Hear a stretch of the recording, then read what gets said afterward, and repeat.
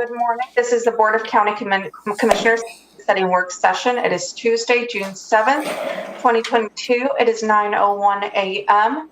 This is a hybrid meeting. We're in Building 1, Room 280. For public virtual attendance, you may follow along on the Thurston County YouTube channel. I'm Carolina Mejia. I'm the chair of the board. Vice Chair Ty Manser joining me via Zoom. Commissioner Gary Edwards in the boardroom, as well as County Manager Ramiro Chavez, Assistant County Manager Robin Campbell. We will start our agenda with our COVID-19 update, and I see Interim Director of Public Health and Social Services, Kurt Harding, as well as Dr. Abdulmalik. Okay, I'll hand it off to you. Thank you, Commissioner. Again, Kurt Hardin, Interim Director for Public Health and Social Services. For the COVID update today, the information is as of June 5th, unless otherwise noted. Total cases for Thurston County were running at 51,646 as reported by the state. Unfortunately, 428 deaths as well since the start of the pandemic as reported by the state. Our 14-day per 100,000 case rate as of June 5th is 516.5. That's an increase from last week of 480.1. And just to give some perspective, on April 17th, it was 88.7. So that continues to trend in a negative direction. Our hospitalizations data is as of June 5th. And then currently we have 17 COVID patients with none suspected. They've all been confirmed. And then to compare to last week, it was 22 hospitalized with COVID, that had COVID as of last week. So that started to trend down, but 1 week is not necessarily a good data to back up a trend. ICU available capacity is 6 adults. Acute bed availability is 12 adults. And for our congregate care outbreaks, since the start of the pandemic, we've had 213 congregate care outbreaks. Currently, we have 24 congregate care outbreaks ongoing, and the congregate care outbreak data is as of June 6th. Our vaccination status is as of June 4th, and we have total doses given in Thurston County is 542,087. Percent of people initiating vaccination is 72.8%. Percentage of people fully vaccinated is 66.1%. Percentage of people initiating vaccination age 16 and older is 82.7%. And then the percentage of people fully vaccinated age 16 and older is 75.1%. The percent of population initiating vaccination age 5 and older is 77%. And the percentage of population fully vaccinated age 5 and older is 69.9%. And the percentage of eligible people receiving boosters age 12 and over is 59%. And again, that data is all as of June 4th. Our vaccination, we have one additional vaccination clinic. It's tomorrow, June 8th at Timberland High School from 3:30 to 5:30. Our Capitol Mall clinic location continues 4 days per week, Thursday through Sunday. It's 11 to 8 on Thursday through Saturday and 11 to 6 on Sunday at the Capitol Mall location. And again, appointments are encouraged by going to our website, but walk-ins are also welcome. Our testing schedule remains the same. Today in Rochester, we're testing in the roof parking lot. Tomorrow, it will be again at Lacey at 3811 Pacific Avenue. Thursday in Olympia, we'll be at the Union Gospel Mission testing. And then Friday at the Evergreen State College, we'll be testing. And then all test sites are 10 to 1. And then with that, I will turn it over to Dr. Malik for her portion of the update. Good morning, Commissioners. Our rate of increase in terms of COVID-19 cases is slowing. Because of the large numbers, so we're definitely, we're continuing to overall trend upward, and we continue to watch. There are, the wild card there is also the number of over-the-counter tests that aren't, some of which may not be reported. So we're watching overall trends pretty carefully in that regard. We are anticipating FDA review of the data for COVID-19 vaccinations for the under 5 age group. The FDA is meeting on the 14th and 15th of this month, and we'll have more information as that process continues. I've been receiving some questions about the protectiveness of COVID-19 vaccine, especially with the new currently circulating Omicron subvariants. So based on the last Washington State Department of Health report, BA.2 is the dominant variant, accounting for approximately 70% of cases. The majority of the rest of cases in Washington State are a further subvariant, so the BA.2.12.1 subvariant with very few other Omicron samples sequenced.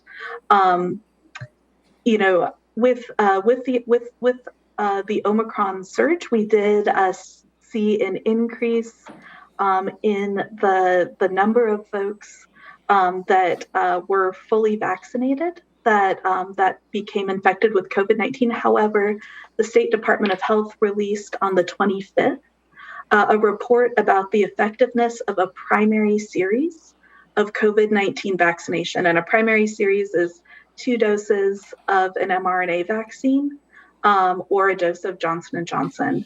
And what they found was that the protection from infection as well as the protection from hospitalization varied by age group.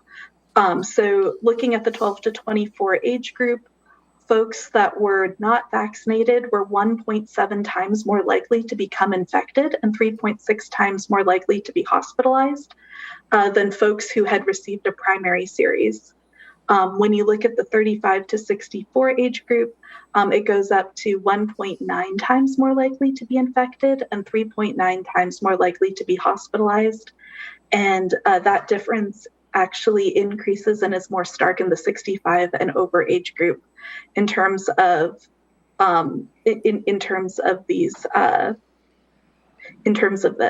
So that means 2.8 times more likely to be infected, 3.4 times more likely to be hospitalized, and 4.3 times more likely to die as a result of COVID-19.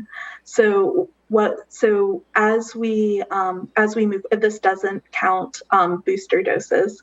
So we're anticipating that data as soon as it's calculated and reported to us. So we continue to support our community in terms of access to COVID-19 vaccination, support for folks who are at high risk of severe outcomes, as well as settings where there's high risk of COVID-19 transmission. And with that, I'm open to any questions you may have. Thank you so much, commissioners. Thank you. Questions, Commissioner Edwards? Doctor, how many of the cases that we're seeing at the hospital are those that are vaccinated and possibly even repeats, individuals that maybe have come down more than once with this versus those that are coming in that have never been vaccinated? So in general, there's a disproportionate number of folks who are that are unvaccinated, who are being hospitalized for COVID-19. But in terms of and we do have reports of people who have been infected with multiple times with COVID-19, but the exact numbers, in terms of a moment in time snapshot, that we don't have that at this moment. Do those individuals that are faced with multiple bouts of this problem, do they tend to be sicker or do they tend not to be sicker? I'm just trying to figure out, is there any kind of natural immunity that develops? So that's actually that's an interesting question. In terms of, I can look and see if there is data on that specific question that I can share. because at the county level we have a number of anecdotes of folks experience, but I can take a look and see if there's and I can look and see what's out there and share it. Okay, thanks. Kurt, could you tell me when you're having these testing sites going on, how are they utilized? Are you busy the whole time? Sometimes you'll say appointments are required but not necessary. You didn't mention that this morning. I'm just wondering, what's the usage like when you set up? And did you say from 10 to 1 is what you're running? Correct. 10 to 1, sir. I don't have the number in front of me, but I can go ahead and let me pull that number and get back to you. But I can get you that information as far as the test numbers. And when you test someone at one of your test sites, is that still the 3-day process? It's and I'm going to let Dr. Abdulmalik talk to that one because she knows the exact process, the lab, all that stuff, how it gets processed through the system. So these are PCR tests that we're generally performing. So they do go to the lab, and I believe our average has been about 48 hours most recently, but that definitely varies with surges. Okay. When somebody tests positive when they come to one of your sites, do they ever say, well, I tested negative at home with the home kit, or I tested positive? Do you garner that type of information? So maybe we might know accuracy on self-testing. Yeah, so there is some, so people do often share that with our testing team, and also when we're investigating outbreaks. The rapid tests remain fairly accurate, even when folks are performing them at home, if performed correctly. There's a small reduction in accuracy compared to a healthcare provider administering the same test. So the CDC really, so in order to kind of account for that discrepancy, the CDC has guidelines for folks out in the community, and it looks at whether or not you're symptomatic or not with symptoms of COVID-19.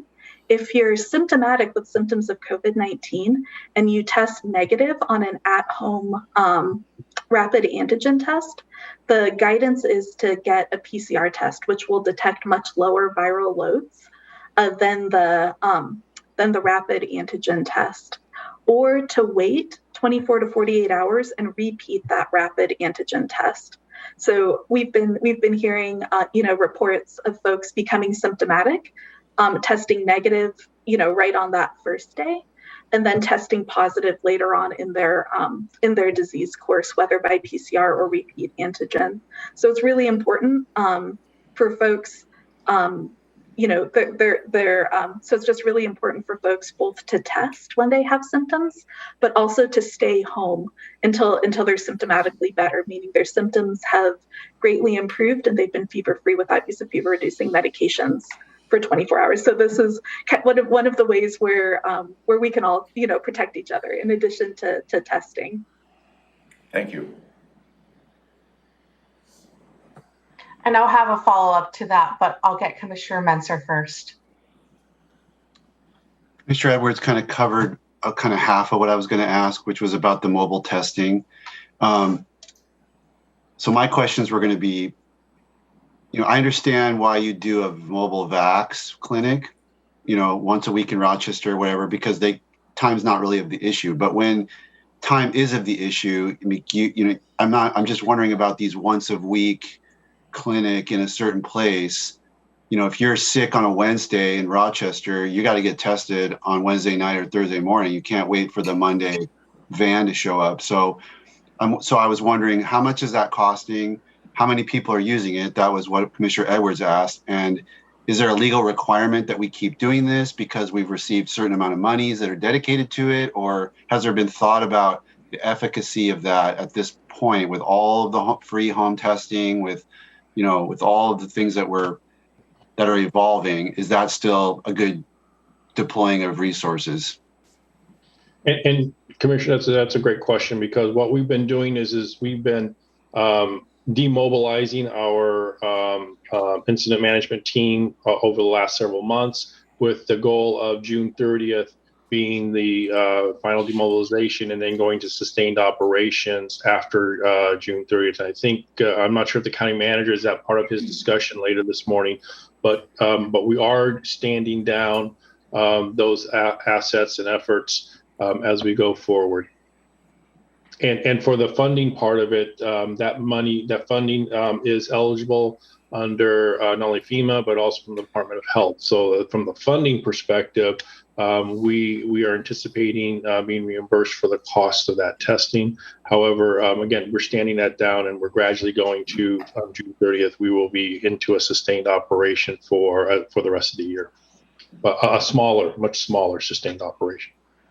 Okay, thanks, Garrett. I did also want to add that that the testing is one part of our testing strategy, and that since mid-February, we've distributed more than 20,000, of the at-home tests to locations throughout our county as well. And Commissioner Mitchell, I want to also add on there that we are still going to maintain a strike team capability for outbreaks in congregate care facilities, long-term care facilities, et cetera, after July 1st. So we will still maintain an ability to deploy strike teams to go to those critical areas such as congregate care facilities. Okay, thanks. Thank you. Now, my question, I saw this yesterday that it was reported in another county, and I was just wondering if Dr. A could give us more information. And it kind of points back to some of the questions that Commissioner Edwards was asking about the efficacy of COVID at-home test. Now, what was reported is saying that in vaccinated folks, sometimes the symptoms are part of the body's immune response. And so not a response that's high enough of viral loads to show up on the rapid test early on. So with that going on, is that recommendation as people are having symptoms and they're doing the at-home test, is the recommendation for people to stay at home? Because usually what's happening is people are doing COVID test, comes out negative, and they're like, okay, I'm in the clear. And they'll usually go on about their day. So is the recommendation now for them to wait a couple of days and keep testing? So yes, you're exactly right, Commissioner. So when folks are symptomatic with COVID-19 symptoms, if that first rapid test is negative, either a PCR test is recommended, which detects much lower viral loads than the rapid, or waiting a few days and retesting. In any case, with the rate of transmission, that we have in our community, it's really important that that folks stay home, even if they test negative, until they're fever-free for 24 hours and their symptoms have improved. Because once folks are symptomatically better, the transmission risk to others, regardless of if it's COVID or influenza or any one of the circulating viral illnesses that we do have in Thurston, that the risk of infecting someone else is a lot lower. So exactly right. So folks should, if you tested negative on the first day, test again, 24 to 48 hours later, and then even if both of those tests are negative, stay home until you're feeling better and you've been fever-free for 24 hours. Thank you. Okay. Any further questions? Yep, County Manager. Thank you. County Manager? Not necessarily a question. I'd just like to send some kudos to Dr. Abdelmalek. You did a great presentation last night on the executive seminar at the EEOC. It was well received, very informational, so thank you very much for making the time last night. Thank you so much. Thank you. Okay, with that, we will move on to homeless strategies. Thank you, Commissioners. Thank you. Good morning, Commissioners. Hello. Keely Marino with Public Health and Social Services. A really brief update for you today. Tom Webster is also on to give a brief update regarding rent assistance, but just wanted to let you know that we're continuing to have nearly daily conversations about how to address the right-of-way conversation with our local regional partners, with local providers, as well as with members of the Department of Commerce. So those conversations will continue. We look forward to bringing you more information as it comes. And other than that, that's pretty much my update for today. And Tom, take it away. Take it away, rent assistance.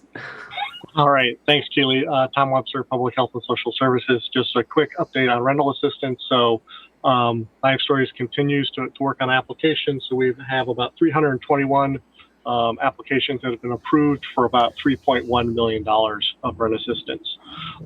Did want to let you know that with the amount of applications we have received, we have notified folks that new applicants, so these are not folks who came over from CAC, but these are brand new applications. We are telling folks that their application will be processed, but we may not have sufficient funding to fund all new applications. And we're intending to close the portal for new applications on June 15th. We believe we have enough applications in the queue that will need to be processed that will not have sufficient funds to fund applications received after June 15th. And those new applications received between June 1st and June 15th are kind of wait and see what funding is available. So wanted to let folks know about that. So that information is available on the website when they go to submit a new application. Tom, related to that, I believe they will be reviewing the agenda for next week. There's an item for the board to consider additional funding for rental assistance. Yes, that is correct. And so that includes that new funding. So we think we have enough applications that will also utilize the full amount of that new funding that will become available. Thank you. Questions? We'll start with Commissioner Menser.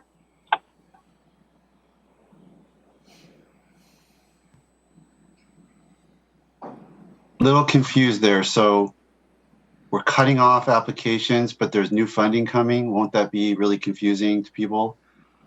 Well, that new funding is going to be needed to fund those applications we have in-house already. Oh, you're already factoring in the new. Okay. Yes, we are factoring the new funding. Okay, got it. Thank you. Commissioner Edwards. Tom, how are you prioritizing those that have already put in? Is it by date of application solely, or is there a need assessment, or how do you go about that? Yeah, that's a good question. So the first priority is those who have an application in who have an eviction filed. So we are prioritizing those with eviction notices. After that, we're prioritizing those who were transferred over from CAC. But within that kind of group of CAC applications that do not have an eviction notice, we're just kind of working through the list. We have multiple teams working on those applications, but there's not because there's lots of information, we're just getting to them as quickly as possible. There's no kind of sub-variation, prioritization or method. We're just going through them kind of randomly within that group of CAC applications. Thank you. Thank you. And I do not have any questions at this time. Thank you. So thank you, Keely. Thank you, Tom. Okay, next is a review of the Board of County Commissioners draft agenda for our meeting of June 7th, 2022. And we'll call the meeting to order at 2 p.m. The Pledge of Allegiance to be led by Commissioner Edwards. Approval of the Tuesday, June 7th, 2022 agenda and approval of the board meeting minutes from May 24th, 2022. There will be one presentation and it'll be the proclamation for LGBTQ plus Pride Month. Thank you, Madam Chair. Commissioners, this afternoon you'll have the opportunity to proclaim June 2022 as LGBTQ and Pride Month in Thurston County. The pride flag is currently flying on the courthouse campus, and this is anticipation for your consideration of this proclamation. There will be members of our community from P-Flag as well as from Pizza Clutch. They will be coming this afternoon, and I'm not sure they will be in person or via Zoom, but certainly we're expecting their participation this afternoon. Thank you. Any comments, questions? No, sir. Or no, ma'am. I unfortunately will not be able to be present this afternoon. I am I have a sick baby, so I'll be Zooming in this afternoon. Thank you, Madam Chair. Okay. Commissioner Menser, I saw you unmuted yourself. Did you have? Just to tell you, no questions. Thank you. Okay, thank you, sir. Okay, there will be an opportunity for the public to address the board and then county manager's update. Yeah, you received some written public testimony this morning that they might be part of the public testimony this afternoon for Mr. Pettit. So I believe that is included in your email. And I don't have any particular follow-up this afternoon. Questions? Commissioner Edwards? No questions. Commissioner Menser? No. Next, we'll move on to consent items, and there's 2 items. The first one, 3A, Commissioner's Office, and it's a resolution reclassifying, and it's only one, I apologize, for classifying position 03R01575 in the Thurston County Management and Technical Pay Plan and the Thurston County At-Will Pay Plan. Thank you, Madam Chair. I introduced this item last week. This is related to the board's action as part of the 2022-2023 biennial budget, where you authorize a new position to work on the Thurston County Climate Mitigation Plan and implementation strategies within the regional approach of the plan. During the process, I realized that perhaps the position was created was not necessarily aligned to the position that may be suitable for us to complete this work. So this particular position recommendation for you is to reclassify the created program manager position to a senior program manager. And this senior program manager will give us the latitude to implement all the many different strategies outlined in the climate mitigation plan. This particular action will increase the salary from $8,098 per month to $9,064 per month. That would be $966 or 12% increase per month. We have enough salary savings this year on this particular position, so we're not asking for any type of budget adjustments in 2022. Any questions? Thank you. Questions, Commissioner Edwards? But each year thereafter, it will be part of the budget. Yes, it will be part of the base budget. Yes, sir. Okay, thank you. Thank you. Questions? Questions, Commissioner Menser? No, thank you. Thank you. Next is department items. The first one, item 4A, approval of the voucher list. Thank you, Madam Chair. Under normal circumstances, this particular item is in your consent agenda. Commissioner Edwards has asked me to review the voucher list on a weekly basis and determine if there's any payments related to the atrium. If I find one, then I will bring this as a department item for the board to exercise your individual votes on this particular item. So on the voucher list for the week of 2022, which is the combined amount of $1,638,985.94, there's an item on page 32 of the voucher list, and it's on the amount of $339.10. Thank you. Questions, Commissioner Menser? I understood, this will probably come up on the next agenda, but might as well bring it up now. I understood that Commissioner Mejia will be not at the meeting next week, and there was an issue about how to get vouchers done on a timely fashion? Has that been managed, or? Yeah, maybe a couple thoughts, Commissioner. First of all, I believe Commissioner Mejia is going to participate via Zoom next week. Okay. But also, I reviewed the voucher list for the following week, and there is no items related to the atrium. So that particular item will be in the consent agenda, and we'll review that agenda here after this one. Okay. I'm still kind of frustrated by this because, I got outvoted to buy a building a couple months ago, and there's all sorts of expenditures related to upkeep, and I'm not launching protest votes on that. And if I did, I don't know how county business would operate if I won't vote for the vouchers because there was an a purchase that I didn't approve of. And Commissioner Edwards got things that he doesn't approve of, and I'm sure Commissioner Mejia can find a few as well. And I'm going to be out of the country in a couple of weeks and not able to participate. So I'm just wondering, I was hoping after we had our very lengthy executive session and got complete assurance that there's nothing illegal about what we're doing with respect to the leasing atrium. I was hoping that we might be past this issue, but is that not true, Commissioner Edwards?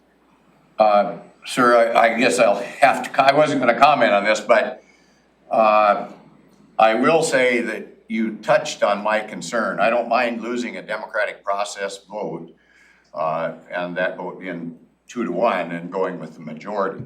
My concern is I have never received anything in writing from our legal folks, and I am not convinced that it is not an illegal action. And so that's why I'm being so persnickety about this. Thank you. Despite the advice of the prosecuting attorney of the county. Okay. Well, nothing in writing that I can refer back to when I get asked by a citizen. Here it is, right here. Here's the exemption. This is why we don't have to follow the procurement policy, or this is why we can do this or that. We've had in the past numerous times where legal has advised something was okay, and the court then determined, no, that was a mistake. It was not okay. So that is my concern. I don't know how far we want to go into this discussion at this point, but that's my concern on that. I don't mind losing democratically. I don't want to be involved in criminal activity. Okay, I'm just pointing out that it would take one more issue on which a commissioner thought there could be multiple legal opinions to bring county government to a complete halt. So you're basically keeping us prisoner from being able to take any such position because if we're gonna take it down to the level of approving of a voucher, then that, I could say at any moment, I could say on any issue on which, how many issues we've received legal counsel on. Dozens and dozens and dozens of executive sessions on everything that particular citizens want to raise and claim to be illegal. If I were to say on any one of those, I'm not sure, different lawyers, put 10 lawyers in a room, you get 10 different opinions, not convinced that this is okay.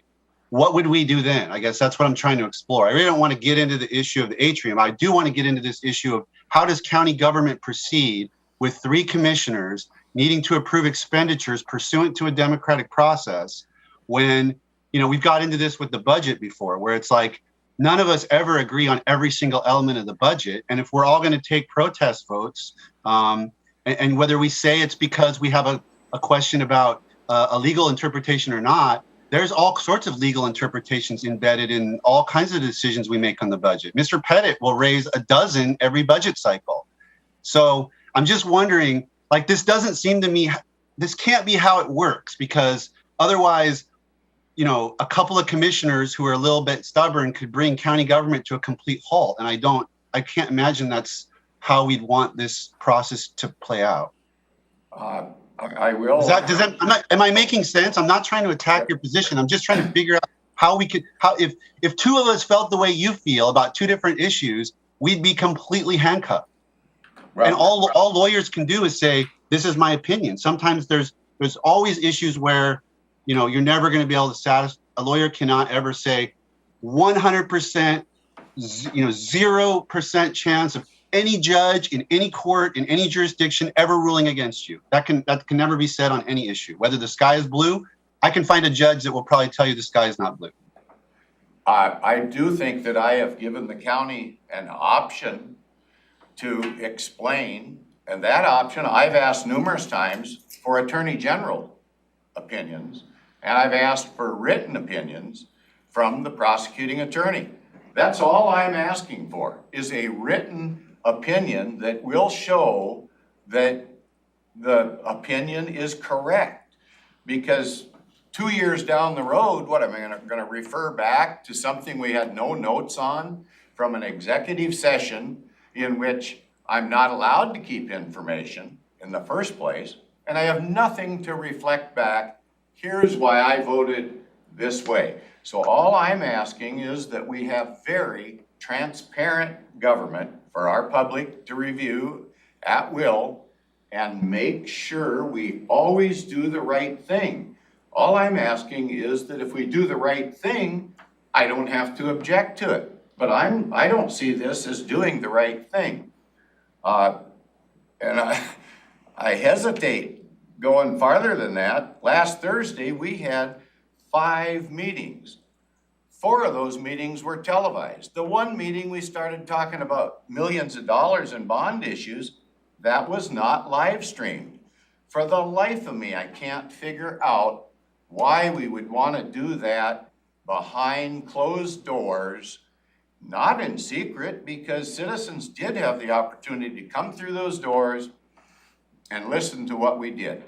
But other than that, who comes to the meetings all the time? They want to review at a later date for convenience. And we are not allowing that discussion to take place live streamed. I think that is a terrible mistake. I'll be discussing that later today on another issue. But I just think we are not doing the public's work properly.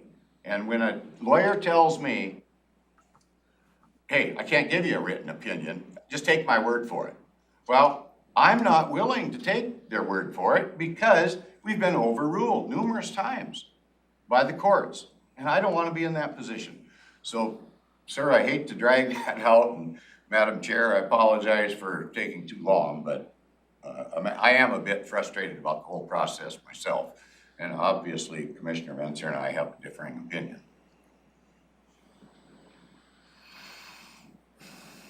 I'm not sure, can I get into the live streaming issue? Because I went to the WASAC meeting, and this is just for general information, and we're one of the only counties that live streams their meetings and then has them available on YouTube. I asked several counties what they did, and this was just a general conversation that other counties were having, that were even exploring it. And we're one of very few counties that does it. Everyone, this is not something that they do. They just have their boardroom meetings open. And this was not something that we really did before COVID. I mean, this is really something new that we're doing, and expanding the amount of meetings that we're having available. And,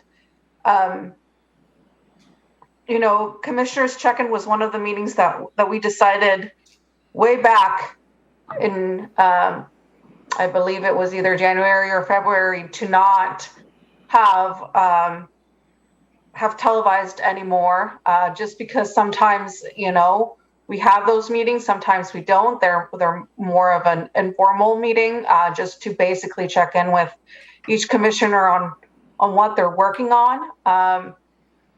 So that's, you know, I think we're doing, you know, the best we can to be open to the public. It's definitely always a priority to me, you know, to be as open as possible. But there was a point where we were televising everything we were doing, and there were, I mean, I'll bring back the Timberland, you know, regional applicants, like when we were appointing that, and we did that whole interview process, and it had to be televised. It was there was no reason for that, but it was just kind of how we wrote out the policy. Happy to look into it again, but sometimes we have commissioners check in. Most of the times we really don't. That was the first commissioner check-in we've had in a while. So there's really no consistent. Commissioner Menzer, you had your hand up. I just wanted to add that if we had 5 commissioners, I would be willing to revisit that. But, if we could actually have a conversation off camera about anything, but we can't. So, as I tried to say to citizens, think about trying to solve complex problems of county government when you're limited to campaign speeches. Would that be a good way to dig in and solve problems and find consensus and common ground? 100% of citizens will say absolutely not. But that's what we're doing when we live stream every meeting. And we have 3 commissioners with the Open Public Meetings Act that preclude us from having any preliminary discussion or offers of compromise or anything. It's just not good government. So that's my position. I mean, the same arguments that I think Commissioner Edwards and I agree on with respect to 5 commissioners, to me, those same arguments support at least having some context of a balance between live stream and non-live stream. Madam Chair? Go ahead, sir. Efficiency is not one of the most effective results of our form of government. And I was involved in developing our mission statement years ago. It says to create a community that promotes health, commerce, and environmental protection with transparency and accountability. And that's when we got into that whole business of recording our meetings. I see nothing wrong with keeping the public 100% informed with what we do on their behalf. So they can question us about, well, why did you support this? Or why did you vote for this? I'm proud of every vote that I take, and I have no problem explaining to my constituents why I took it. So that's why I think it is so important that everything we do, on Thursday, the one meeting we didn't live stream was $50 million we're talking about expending of the taxpayers' money. That's the start of the process. And I just think it's so important that maybe we could say, okay, well, let's not talk about monetary things, because everything else that day, we talked about kind of boring policy issues and such. But yet we did live stream those. The one big issue, $50 million we're talking about getting into, and we don't televise it, that smells bad. And it just doesn't look good to the public when we do things like that. And I want to get above that. I want to do the right thing all the time. That is my goal here as a county commissioner. So, thank you, Madam. Thank you, sir. Madam Chair. Yes, County Manager, go ahead. So related to the meetings, there is live stream or not, the staff is following the board's direction. We do not have the option to pick and choose what we live stream or not based on the items that we bring to the board. So last Thursday's live meeting of check-in, the board decided, the majority of the board decided that meeting was no live stream. So staff does not have the ability to pick and choose what meetings are live stream or not, depending on the items we might be discussing. So, I have to stand for the staff who works for the board on a daily basis. We do not have the ability to pick and choose. We just have the ability to follow directions by the board. Madam Chair, I think we all know that the media does not have the personnel at hand, probably, that seems to be the case, that they can attend our meetings. They just don't have the reporters available. Yet, if we had those type of things recorded, they could review and report on it, one way or the other. All I'm asking for is the truth to get out there.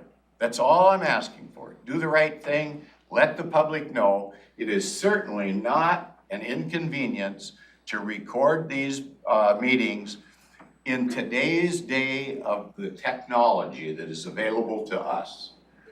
And I just think every one of our meetings should be the same as if the public can walk in and watch our meeting. I know once in a while we have an executive session that we feel we need to talk about something in private, the law allows for that. But for our everyday activities, I have nothing to hide from the media or the public. And I think it's just, even though other counties maybe aren't doing that, I did see an article in the paper, I think today, about a Yakima County commissioner that ended up litigated against and lost apparently on an Open Public Meetings Act. And I believe that was by one of our local attorneys here in town. So I don't know, he's watching others besides us. I just want to get it right, and I have nothing to hide from the media or the public, and that's why I want all of our meetings to be open. Thank you. Commissioner Menser?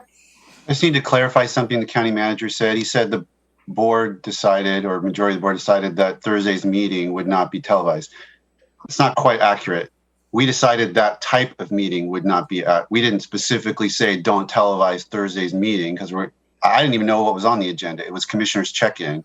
We decided that certain classes of meetings, and that was one of that class. I just want to make that clarification. Thank you, sir. And Madam Chair, on that issue, the county manager said we can't pick and choose, but we can pick and choose. If we want to, as a board of county commissioners, say, okay, anything to do with money, we're gonna televise that so the public knows. We can do that. We can make those decisions. So I'm just kind of trying to throw out some options to be as open and transparent with our public as we can possibly be. And that's where I'm coming from. Thank you. So with that, we'll move on from the approval of the voucher list. In essence of time, we'll move on to item 5A, the ballot processing design contract. Thank you, Madam Chair. You review this item, and this is related to the Modman complex. The county purchased the whole complex a few months ago. And this particular request is for you to consider awarding the contract for Thomas Architecture to begin the design of the one of the buildings, which is the ballot processing center, which is where the county auditor elections division will be housed. This is a good step to move forward, to continue with the assessment. We are not asking to for design services for all the other buildings. It's a complex of 3, and this is just for begin the conversation and narrowing down the design needs for the county auditor elections division. At some point, if the board approves this, we need to come back with a cost estimate as to how much that will cost, and then will be another decision point for the board as to how we're gonna be able to fund the improvements on this building. Any questions? Questions, Commissioner Edwards? Yes, I see that this is the 15th time we've amended this contract. And for the life of me, I really don't understand that. That means we continue to do business with one individual or group, I don't know who it is. But, you know, there's been issues raised about we're not following our own procurement and policy, our policy and procurement code in the county code. And the whole thing about that topic is to make sure that we're doing everything right. I just wonder, is the 15th extension something proper, or at what point should we go back to a bid and see if we can't get a better deal rather than going 15 different times to the same outfit? But maybe that could be explained to me. So I will take that. Central Services, like Public Works, issues on-call contracts, and those are bid out every 2 to 3 years. We establish contracts with our on-call for architectural and engineering assistance with capital projects. both Public Works and Central Services does that. Thomas Architecture is one of our on-call contractors. And each time we issue a work order for a capital project where they have the best fit for the professional services that we need, it is considered an amendment when we add the work order. So it's not that we've extended this contract 15 times or that we don't go out to bid. It's that we've had this many projects on this on-call contract. And there are other contractors under this on-call contract where the services don't fit as well for what we need for this particular project. Could I ask a question for clarification, ma'am? Yes, go ahead, sir. Then I'll just, I don't know if I'm articulated this question right, but so like our 13th amendment could have been for plumbing or some other thing. So it isn't always with one outfit. Is that correct. What I'm hearing here? Yes, that is absolutely so correct. We might have done 4 amendments, maybe with this outfit, but we did 3 others with a plumbing outfit or. Right, and it wouldn't be for the plumbing or the construction work itself. This is for design and engineering work specifically for on-call contracts. So one that we're going to bring before the board, if we haven't already, is for the fairgrounds. There was for the design work at, Jason, help me fill in other. That was approved last week. Yeah, the fairgrounds was approved last week. Yes, correct. Yeah, And might have that been like the 14th Yeah. contract? probably. Oh, okay. You will, if I may, you will see when you review the agenda for next, for the 14th, there is an item similar to what Robin described to a different outfit. And that'll be the 16th And contract, possibly. This will be number 8 for that particular outfit. So you will review the item. So we've done 15 with Thomas Architecture, there's gonna be, there'll be the 8th with, who's on next week? This is for the lab with Wood Harbinger. Right. Woodhorn, that's correct. So we have on-call contracts. Okay. There are a handful of them that qualified under the RFP.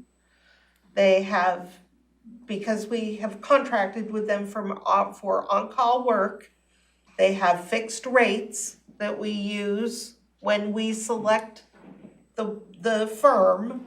And again, we select them based on their expertise for what we need for any specific project. Thank you. Sure.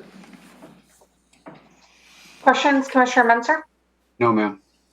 Okay, moving on to item 6A, the 2022 lodging tax grant awards. Yeah, thank you, Madam Chair. This item, I believe, is aligned to the board's conversation you had last week. That includes for your consideration awarding the 2022 lodging tax grants. I'm not going to go through the details. We went in a great detail last week. A couple of elements during that discussion. There was a maximum of $75,000 in 2022 that is allocated on the budget. Based on that direction, on that information, the board provided direction to have the Thurston County Fair and events reduced from $30,000 that was initially presented to you to $15,000. And then within that context, then we meet the intent of the $75,000. Any questions? Oh, Katie's here to answer any questions. Katie, anything you'd like to add? The only thing I would say is I know that there was discussion from the Tenino Young at Heart Theater. We did receive feedback that last week they were watching our discussion and that they were very intrigued about the other funds that they could apply for since this one wasn't an option for them this year. So they did receive that feedback and they were very thankful and hopeful for that. So on that subject, the ARPA team are working to ensure that that is an eligible expense. I'm sure it is, and then we will reach out to them to execute a contract. Thank you. Questions? We'll start with Commissioner Menser. Was there any ability in the last week to connect with the fair board to just let them know why we did this and that they can basically potentially recoup this in next year's grant round or, through the process? Was there any communication there? Yes, I did talk to the Lodging Tax Advisory Committee, and Peggy Zimmerman is on the fair board as well, who is also in the committee. So she was notified of that, and I spoke with Director of Community Planning and Economic Development, Josh Cummings, as well. So, did Peggy express any particular concerns about timing or what, in terms of this revision of their award? No. No, her response was bummer. So she's disappointed, of course, but understands that there are restrictions. So. Okay, thank you. Thank you. Questions, Commissioner Menser? Commissioner Edwards, I apologize. No questions, thank you. Okay. And Robin and the fair board wouldn't qualify for the $15,000, same as the Tenino Young at Hearts for ARPA funds? I'm thinking about it. We can certainly look into that. I hesitate to give a yes or no right now because they're a government entity. So I'd have to look at it, but possibly not. Okay, thank you. It's always worth a try. Yeah. Oh, good questions. Okay. Thank you, Katie. So moving on to Public Health and Social Services, item 7A, approval of amendment number 4 to the Washington State Department of Health 2022 through 2024 consolidated contract.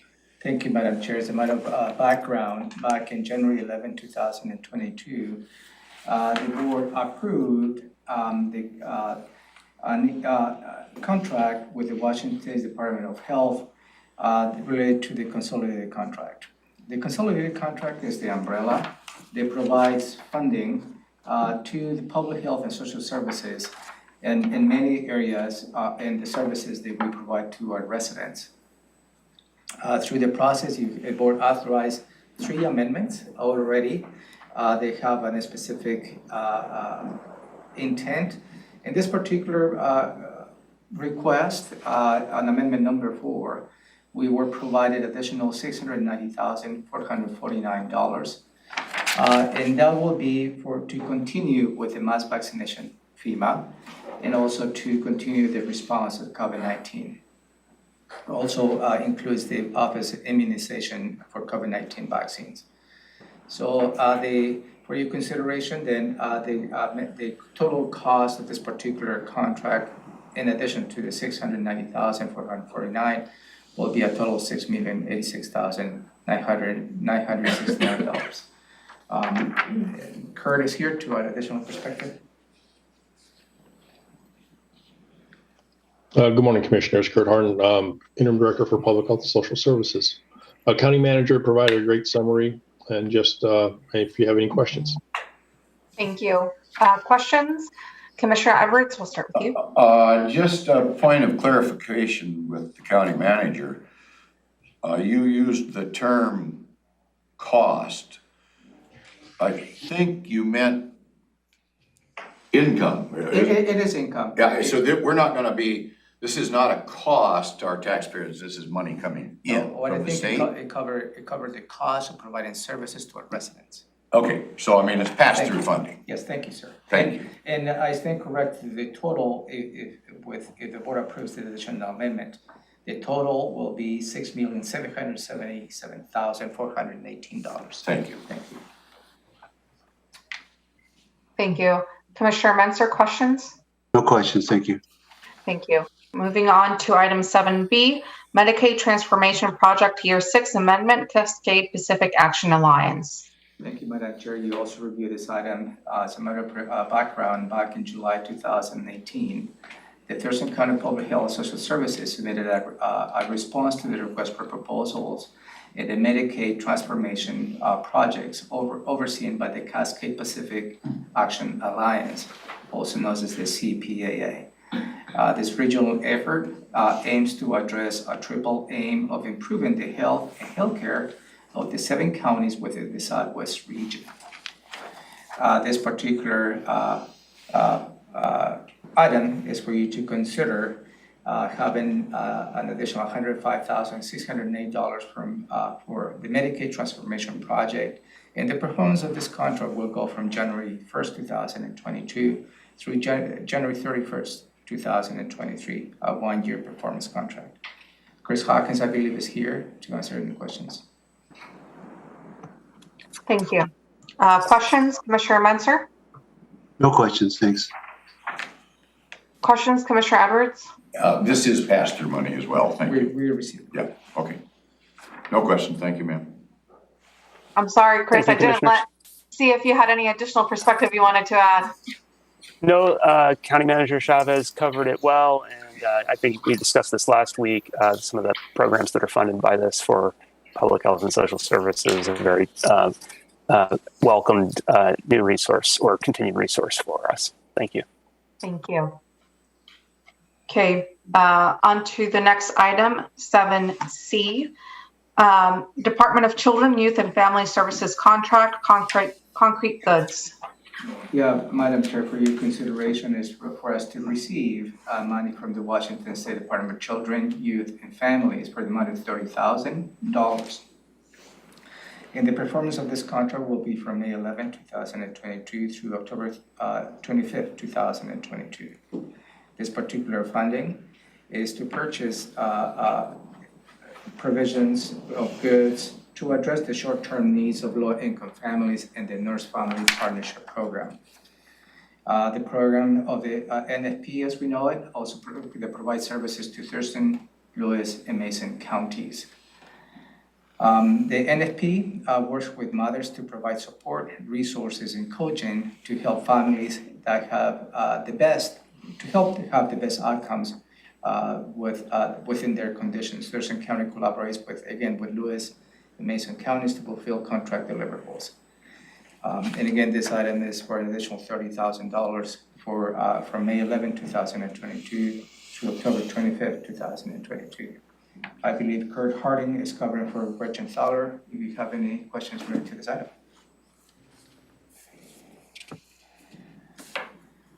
Kurt, any additional? The county manager gave a great summary, and I know this was discussed last week as well. So just here to answer any questions that the commissioners may have. Thank you. Commissioner Edwards, any questions? No, ma'am. Commissioner Menser? No, thank you. Thank you. Next, item D, request for proposals for HUD required 5-year consolidated plan. Thank you, Madam Chair.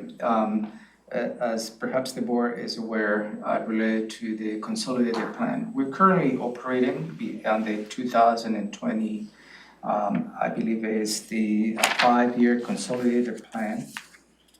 There it goes from 2018 to 2022.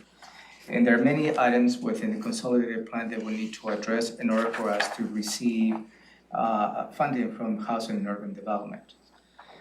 This particular proposal is for you to consider issuing the request for proposals to secure the services of an outfit, a firm that can help us to prepare the next 5 years of this consolidated plan that will be from 2023 to 2027. This particular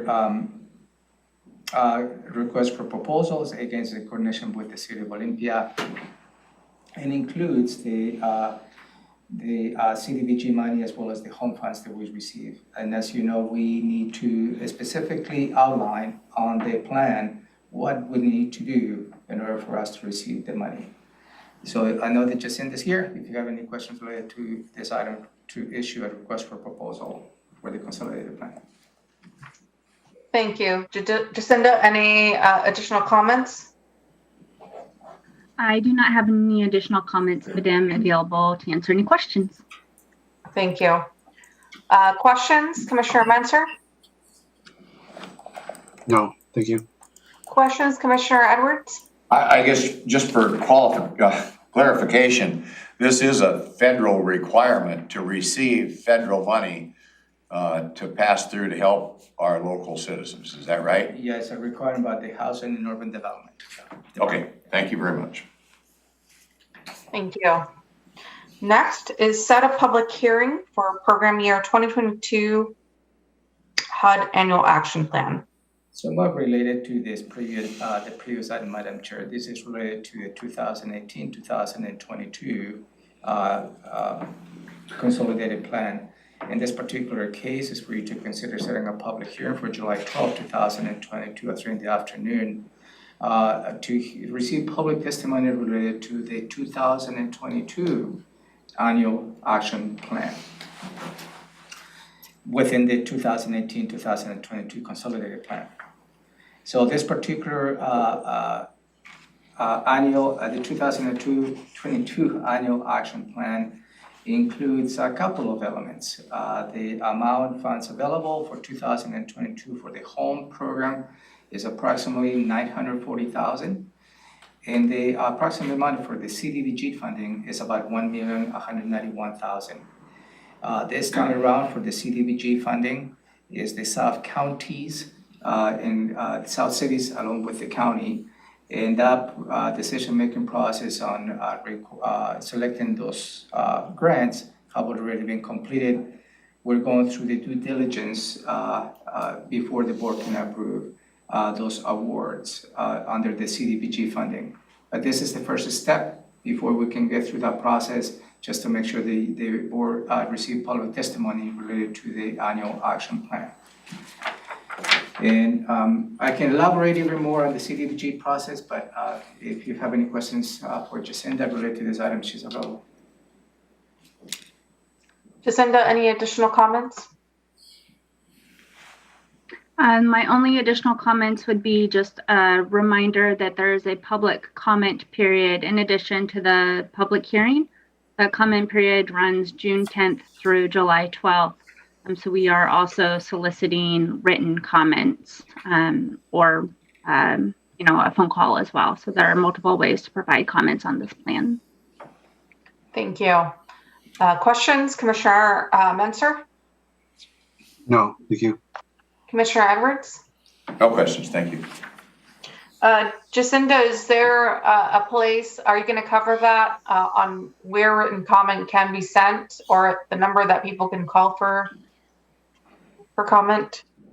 I can, yeah. So I can be emailed at my county email, jacinda.stelches@co.thurston.wa.us, as well as a phone call, 360-490-2626. Both of those ways of contact are also going to be published June 10th in the Olympian is where we will publish the notice of that comment period and how to submit comments, as well as tune in for the July 12th hearing. Thank you. Okay. Moving on to the 2022 housing contracts. Thank you, Madam Chair. As a matter of background, the consolidated request for proposals was issued in February 2022. The funding sources included in the request for proposals were the Consolidated Homeless Grant, the 2163 funds, the 2060 funds, and the federal home funds.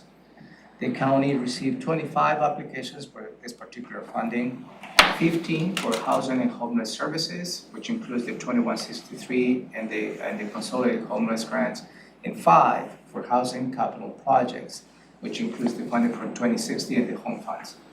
The total request was $4,891,363. A technical review team reviewed the applications within the context of the Regional Housing Council.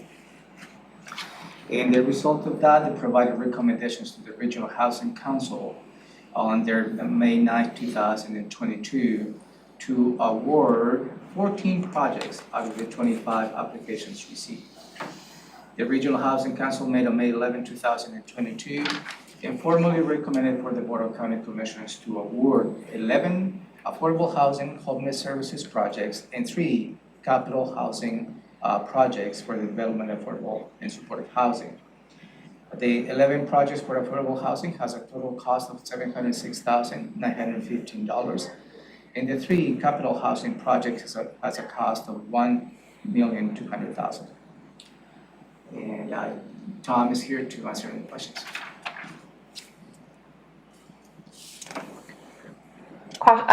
Tom, any additional comments you'd like to add? Not at this time, but happy to answer any questions. Thank you.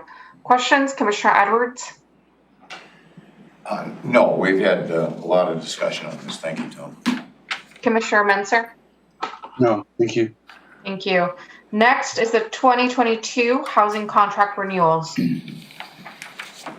Thank you, Madam Chair. This is related to a request for proposals that was issued back in February 2021, not to be confused with 2022, and it was for affordable houses and homeless services applications. Funding on the request for proposals were again and including the Consolidated Homeless Grants, the 2163 funds, as well as the Human Services grants. On April, those particular contracts had 2-year performance contracts, and the board approved the first year back in July 2020, June and July 2021. So the second year for renewal was reviewed by the Regional Housing Council on their meeting of April 27, 2022. And they agreed to provide a joint recommendation for the board to award this particular the second year funding.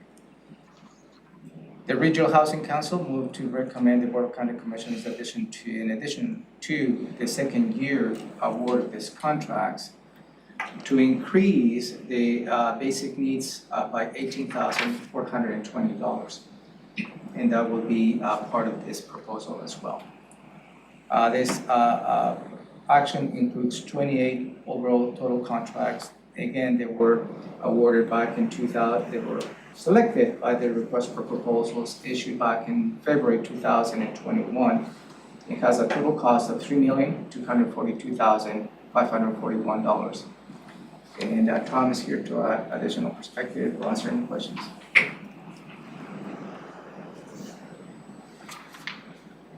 Additional comments, Tom? The only thing, just to remind folks that these renewals do not include contracts with Community Action Council. Those will be addressed at a separate AIS in next week's agenda. Yeah. But other than that, happy to answer any questions. Thank you, Tom. Thank you for that clarification. Thank you. Questions, Commissioner Menser? No, ma'am. Thank you. Commissioner Edwards? No questions. Thank you. Thank you. Okay, moving on to the last item for Public Health and Social Services. Approve interagency agreement with Department of Commerce for rent assistance. Thank you, Madam Chair. As part of the homeless strategies update this morning, Tom briefly mentioned that we are going to, in the process of receiving additional funding from the Department of Commerce. And the Department of Commerce has awarded Thurston County $7,535,849 for also known as we know the ERAP 2.0. That will be the Eviction Rent Assistance Program, the ERAP.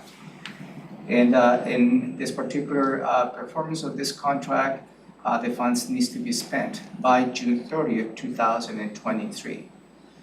And for next week, I have an item for you to consider how to spend those monies. But again, this contract is to receive the money from the Department of Commerce for a total cost of $7,535,849. $535,849. Tom is here to answer any questions. Any additional comments you'd like to add? No additional information at this time, but happy to answer any questions. Thank you. Questions? Commissioner Edwards. Tom, this will be additional pass-through money that we'll farm out to different organizations, maybe nonprofits, and such to help people out. Is that kind of what's happening here? That is correct. Sorry. Yeah, there is an item for next week's agenda for you to consider awarding this to Life Stories. Okay. In community youth services. Thank you. Thank you. Commissioner Menser, questions? No. Okay, thank you.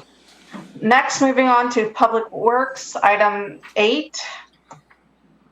We have a couple more items to go, and then after that, we'll take a break. So item 8.8, contract award for the 2022 chip seal project. Go ahead, Commissioner, County Manager, I apologize. Thank you, Madam Chair. As you may recall, back in May 5th, 2022, under the authorization of Board of County Commissioners, the Public Works Department received 2 bids for the 2022 chip seal program. That's a yearly program that we go through to extend the life of the county roadways. So at that point, we knew that perhaps considering the conditions of the high cost in oil as well as the supply chain issues, we were hoping to chip seal about 15 miles of county roads under this program. However, the low bid that came from Doolittle Construction was $4,048,738.04. That was way in excess of the available funds that we have here in Public Works. So the department has gone through the process in determining what will be the high priority locations. So they have concluded that we're going to be able to chip seal 42 center miles this year, as opposed to the 50 miles that we were hoping to do, for a total contract amount of $3,377,827.23. And that is really in alignment with within our means, and also I think we're seeing the consequences of the high oil prices related to the chip seal program. And I believe Scott Lindblom, the county engineer, is covering from Steve Bricker if you have any particular questions. The funding for this particular contract is coming from the county road fund. Thank you. Scott, anything you'd like to add? No, I think the county manager covered it quite well. And I guess one thing to add is that we are seeing this not just locally, but throughout the state and throughout the nation, the high cost of lots of construction material, especially oil this time of the year. So no other questions. Thank you. Commissioner Menser, any questions? No, I'm good. Commissioner Edwards, questions? Scott, if everything was ideal in the world, we'd be trying to chip seal about 100 miles of roadway to keep everything up to snuff. Is that right? Yeah, and we're based on a discussion we had, I believe it was at the March Transportation Benefit District Board meeting. I think some of the TBD board members brought up some good questions about how we can better quantify really what our target is. In the past, we've been really trying to do 100 miles of road preservation through a combination of overlays, chip seal, and road construction. So one of the things we'll be looking at is, what's a better way to really tell that story, describe that goal for you and for the public each year. So, but 100 miles is kind of what we've been saying over the last few years of what our target is for a combination of those things. That's what we did, I think 15, 20 years ago. And that's what we're going to try to work back to at some point. I guess just as a follow-up to that, this is kind of a direct reflection. In the last year and a half, we've seen gasoline prices double or better. And it looks like due to the same scenario of causing that, we're not able to keep our roads up to what they should be. I mean, even the 50 we had planned, we're now gonna be able to do about 40 or something like that. Is that right? Yeah, this year we're looking at about 42 miles.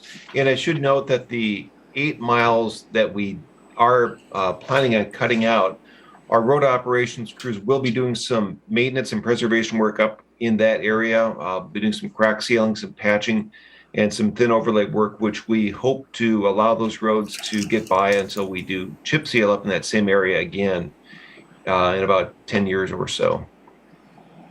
I guess I'd just finish with saying this is probably a national policy that's affecting the whole country.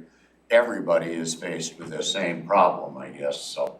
Oh, absolutely. And I guess for an example, our neighboring county, Mason County, they do their own chip seal work. So they just buy the materials. Their cost went up 44% from this time last year when they bid their materials for chip seal. Okay, thank you. Thank you. Commissioner Menser, questions? No, thank you. Commissioner Edwards, questions? No, thanks. Oh, I already went. I apologize.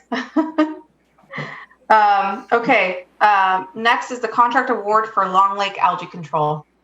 Thank you, Madam Chair. On April 28, 2022, after the election of the board, the department received one proposal as a result of the bidding process from a company specializing in aquatic algae management to conduct a two-step phosphorus management project on the Long Lake Management District, as part of the Long Lake Management District.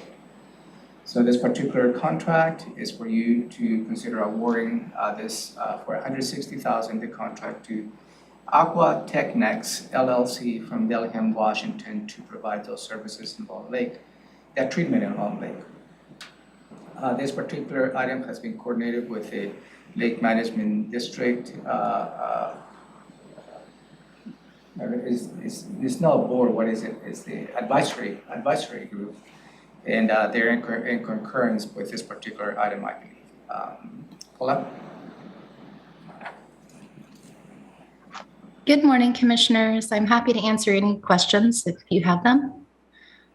Commissioner Edwards, any questions? No, I don't think so. I think Paula's covered this adequately over the last many months. Thank you very much, Paula. Thank you. Commissioner Menser, any questions? Not today. I addressed the issues that I wanted to raise last week and in previous board briefings. Nothing today. Thank you. Thank you. Okay. Moving on to contract award for Little Rock Road Southwest culvert replacement near Sargent Road Southwest. Thank you, Madam Chair. You reviewed this item last week. This is related to the overall fish barrier removal program the board has authorized in the past and continue to support. Back in May 2012, 2022, the Department of Public Works received 5 bids to construct the Little Rock Road Southwest culvert. And the bids were received, and the proposal is for you to consider awarding this contract to Olson Brothers Excavation from Puyallup, Washington, for a total cost of $1,207,338, which includes a 10% contingency. They were the low bidders in the contract. As a matter of perspective, you may recall that also the board awarded contracts for the supplies. In this case, it was bridges and culverts. So this particular contract is to install a new culvert that was already procured. And that particular strategy has served well to Public Works, since any type of work related to a fish barrier needs to occur within the fish window, as we call it. And that is very prescriptive, I believe, between June and September. Correct me if I'm wrong, Brian. So this is funded by the Real Estate Excise Tax 2, and has a modest grant of $45,000 from the Salmon Recovery Fund to supplement this particular project. Right? Yep, that's, can you hear me okay, Commissioners? We hear you fine, Ryan. Yep, that was a good summary there, County Manager. Thank you very much. I have nothing to add to that. And you are correct on the fish window there. It's generally between July, August, and September. Thank you. Questions, Commissioner Menser? No questions. Thank you. Commissioner Edwards? Just for clarification, that's REIT 2 is the funding source. REIT 2. And 45,000 from the salmon recovery. Anything out of the road fund for this? I don't believe so. No, I can follow up, but as far as I'm concerned, that's just from the REIT and grants. Okay, thank you. Thank you. Next is to the Sheriff's Office. It's a law enforcement records management system amendment. Thank you, Madam Chair. You reviewed this item last week, and this is related to the large systems replacement. And this is the items business system replacement is already part of the work from the Information Technology Department. As we move forward in replacing the system, which is the data management system for the Sheriff's Office, the Sheriff's Office has embarked on a coordination with the cities of Lake City, Gatineau, Tumwater, and Yelm to look holistically as to how the system can be replaced so they can probably share the data among the law enforcement agencies here in the county.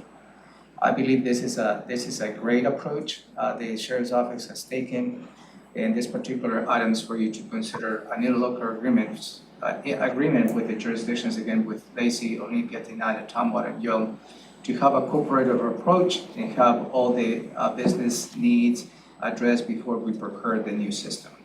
Under Sheriff Brady is here to answer any questions.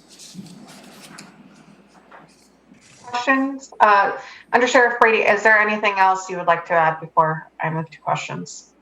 Good morning, Commissioners. No, I'd just like to say that we feel that this partnership is the best way to go for our agency and the community, and we look forward to having the opportunity to work with this group. Thank you. Questions? Commissioner Edwards? Is there a dollar amount associated with this? And I thought maybe we approved it later or earlier on some other package. So we'll be going out to an RFP that should be going out now. So we should have a contract awarded towards probably late fall, and then we'll be coming back at that point with the exact dollar amount. But and I believe Robin can probably clarify, but a large portion, if not all that's needed, is already set aside in the IT replacement funds. Thank you. That's it for me. Thank you. Questions, Commissioner Menser? No, sounds like a good deal, and no questions. Okay. Moving on to Superior Court Treatment Services Contract Amendment. Yeah, for Madam Chair, for your consideration is to authorize an amendment with Pierce County Alliance Treatment that will increase the current contract from $58,942 to $78,942. And the Pierce County Alliance Treatment provides services related to substance use disorder and mental health treatment services to participants within the DUI, drug court, and family recovery court programs. This particular funding coming from the Criminal Justice Treatment Account, also known as the CJTA, which is an allocation from the state. I believe George is here to answer any questions related to this item. Questions, Commissioner Menser? Oh, we have reviewed this one several times over the years. Thank you. Questions, Commissioner Edwards? No questions, thank you. And I don't have any questions as well. And after that will be commissioners will report on board work sessions and assigned committee meetings, and the county manager will review the Board of County Commissioners schedule for the week of June 7th. That would conclude our agenda for June 7th, 2022. Do commissioners want to go ahead and take a break now? Yes, ma'am. Please say yes. Yes. So with that, we'll go ahead and take a break. We'll be back at 10:45. Thank you.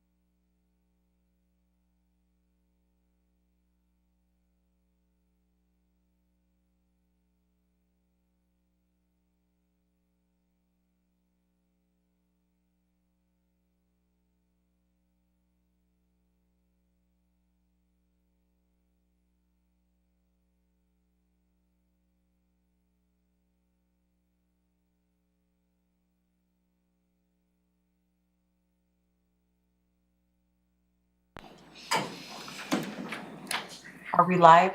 You're live, Commissioner. Go ahead. Thank you. Okay, and so we are back at 10:46 a.m. and we left off with the Board of County Commissioners review of the draft agenda for Tuesday, June 14th, 2022. So we would call the meeting to order at 2 p.m. The Pledge of Allegiance to be led by Vice Chair Menser. Approval of the Tuesday, June 14th, 2022 agenda and approval of the board meeting minutes from June 7th, 2022. Questions, comments? So just as a heads up, I will be zooming in for this meeting.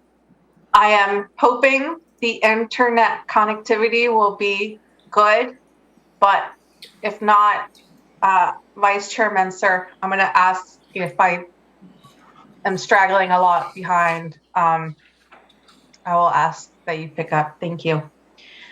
Next, there will be an opportunity for the public to address the board and county manager's update. I will follow up with any items that needs to be followed up based on the public testimony this afternoon, Madam Chair. Thank you. Next is consent items. We have 3A through 3C, starting with 3A. From Superior Court, a resolution adopting the revised court staff attorney classification specification and reclassify position from the Thurston County at-will pay plan and the Thurston County Management and Technical Pay Plan.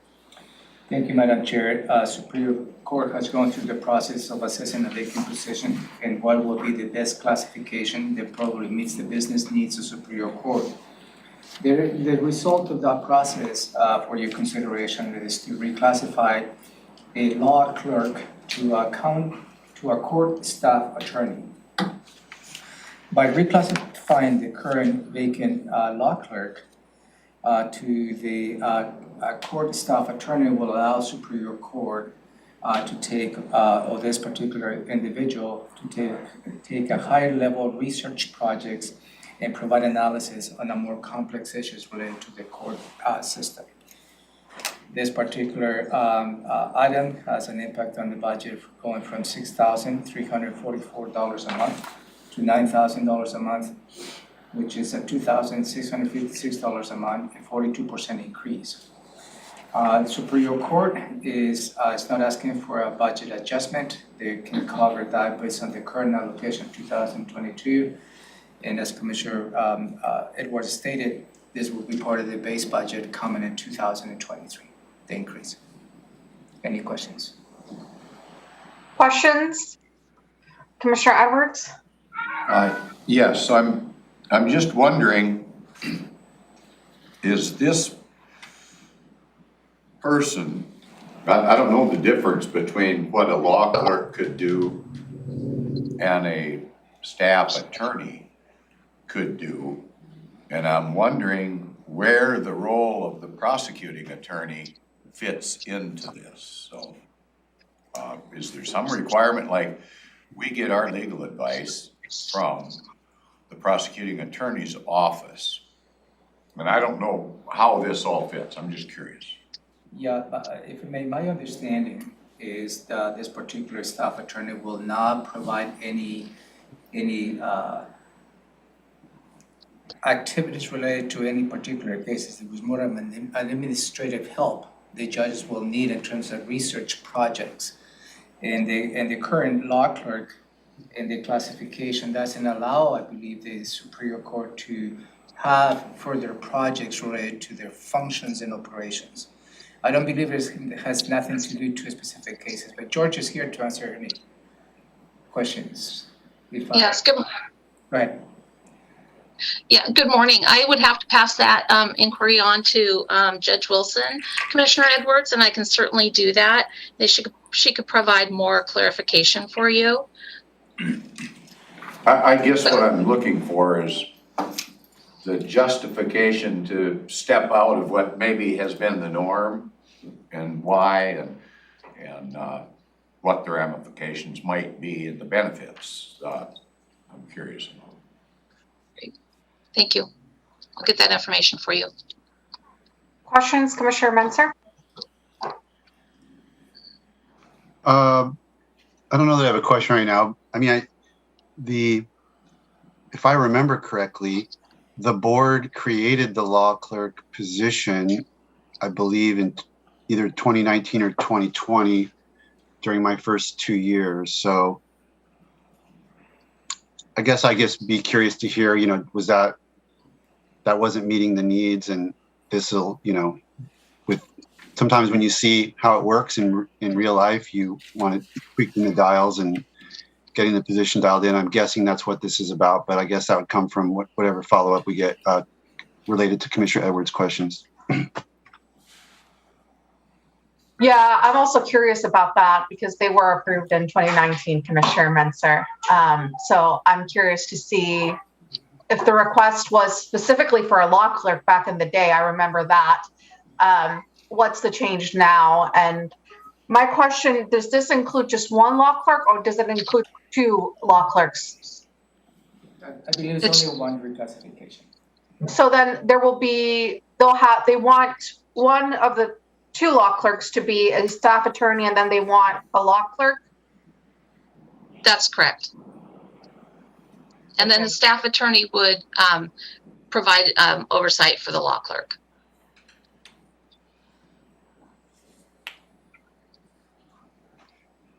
Okay.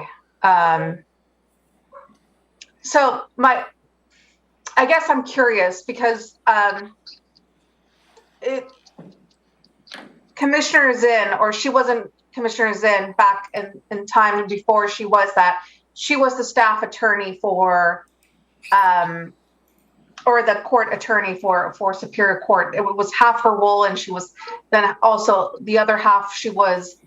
And so when they move things around, they decided to kind of remove that position, have a full-time commissioner instead, and then made the request specifically for 2.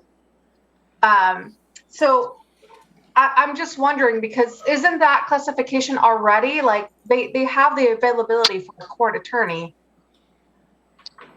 They have made some amendments to it. So I can't speak fully to it. I wasn't involved in the project, Commissioner, so it would be good for Judge Wilson to give you an overview. But what I understand right now is that Commissioner Zinn at the time was doing some pro tem work as well as a staff attorney. They've taken the pro tem part out of it and asked for more supervision and more of a manager, a lead for the law clerk, as well as a staff attorney to do the research as County Manager Chavez was speaking about. Okay, so I guess plenty of questions that hopefully they'll be answered next week. Madam Chair. Because at this time I'm not comfortable moving forward with this. Go ahead, Commissioner Edwards. Yeah, I think you hit on it. I'm wondering if there's a time element that we're pressed for doing this next week. I'd like to have more discussion on this. If the information you receive from Superior Court and addressing your questions is not adequate next week, then you always have the option to pull this out of the agenda.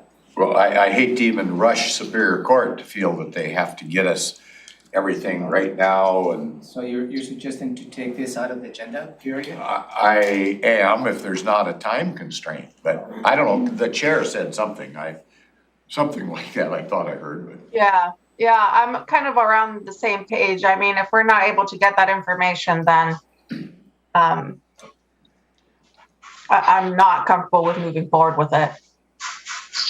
So I guess what I'm asking the board is, you'd like to take this item from the agenda for next week? I guess my preference, if I had to pick a preference, would say yes, because what's the hurry? That had to do with my question about, are we faced with a time element? I'm not advocating one way or the other. I'm just trying to clarify the intent of the board. I would vote to keep it on the agenda because maybe Judge Wilson can easily answer these questions next Tuesday and we're good. And if not, we always can take it off the agenda next Tuesday. No harm done. Sure. I'm not sure why we would remove it today. Okay, so with that, we'll move on to item B, claim for damages on behalf of the state of Garrett Miller.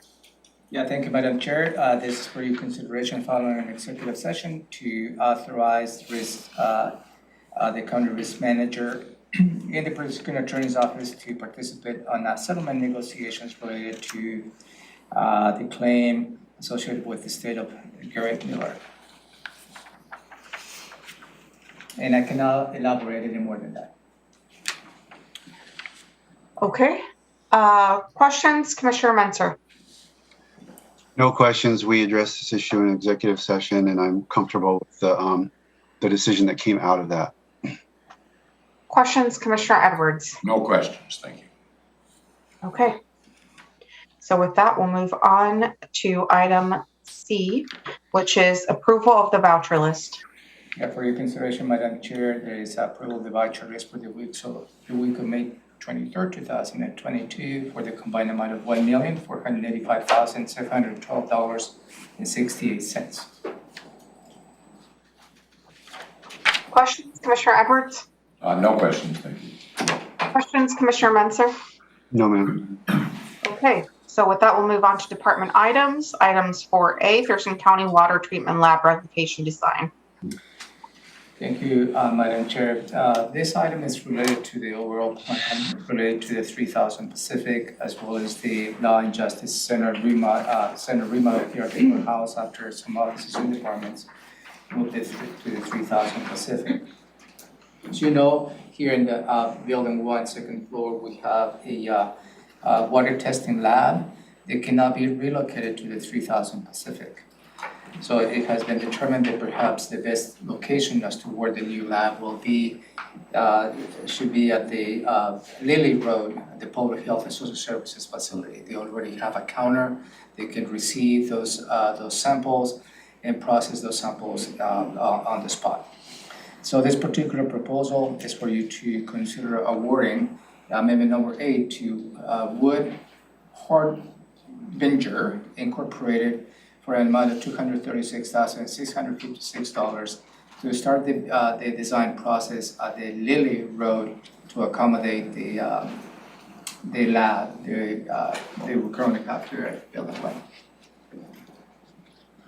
And Chris Helmer, the project manager, is here to answer any questions, as well as Robin. Thank you. Questions, Commissioner Menser? No, not at this time. Questions, Commissioner Edwards? Yes, I guess I'm curious what the lab consists of that is that complicated. Yeah, excuse me. It is a lab that the public can bring in water samples, and also PHSS brings in samples of water from different areas to test them for either compatibility with drinking water or other things. The lab that they have now is extremely outdated. There's a lot of equipment packed into a very small area, and it appears that it's not up to current codes and standards for a lab of this type, which needs to be completely sterile and follow the codes and standards in effect today. And so we can't move it to the atrium building because of the codes that apply to that particular facility in an office building of that sort. So we need the right equipment and the right design so it can be accommodated in the Lily Road facility. So there is, if you've been in that lab, there's a lot of equipment packed into a very small space. And over the years, it has been modified and changed to accommodate what they do, but it is nowhere near what they actually need to accommodate either the lab function now and growth in the future. So we need to do a full design. Madam Chair.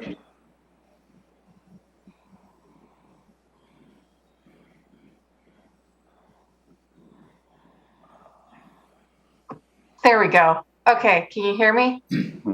We can now. Okay, great. Sorry, my computer was doing something weird. Okay, Commissioner Edwards, did you have a question? I've never been over to the lab here that they call the lab. Is it some kind of a restricted area? It's not really restricted. I mean, the public can come in and drop off their water samples in an area that's actually outside the lab, the locked door that's the lab. But they do a lot of work in there for the county, sampling and testing water for either drinking or other purposes. And it absolutely does not meet current codes and standards. So it's a lot of work that goes on in there, but they've been dealing with a pretty cramped area for quite some time. It needs to be updated and designed up to current codes and standards. That's the main thing that we're getting into here. This cost also includes the post-construction award services, which will take commissioning of all of the equipment once it's installed. The AE that's being brought online here will also do that function as well to ensure that all the equipment that's installed functions correctly once it's constructed. So Chris, is the current lab here in Building 1? Yes, it is. So if you'd like to see it, we can. I think I'm going to make a point of going and looking at it. It's pretty cramped space in there, but yes. I guess one other thing, I always hear from the health department, they're checking algae, for an example, in the lakes. But I always think they send that out and we get it back like a week later. So I'm always interested in contracting out what government often does, not always in the most effective manner because of the process. So I need a little more review of this particular topic, I think. And one of those reviews will be just going and taking a look at it. I've never been over there. Dawn Peebles has been my main point of contact for this so far, so I'm sure she'd be happy to help. So I know for a fact that one of the local labs who used to also do water samples has closed doors. And most of those clients have been sent over to the county. That was the latest that I've heard. So we're going to make this pay for itself. Well, I wouldn't say that. This is about providing services, and this is about making money. That's my option, to make it pay for itself if we can. Okay. Anyway, more to come, Chris. Thank you. Okay, you bet. Commissioner Menser. Thank you. So from what I understood, Chris, you said they're in cramped space now. Do they have the ability to expand and meet the codes and standards within the current space? Not the current space, but within this current facility? They could expand within the facility once we do the reconfiguration of that particular building, but putting them over in the Lily Road complex also improves their adjacency to the other PHSS staff that they need to deal with.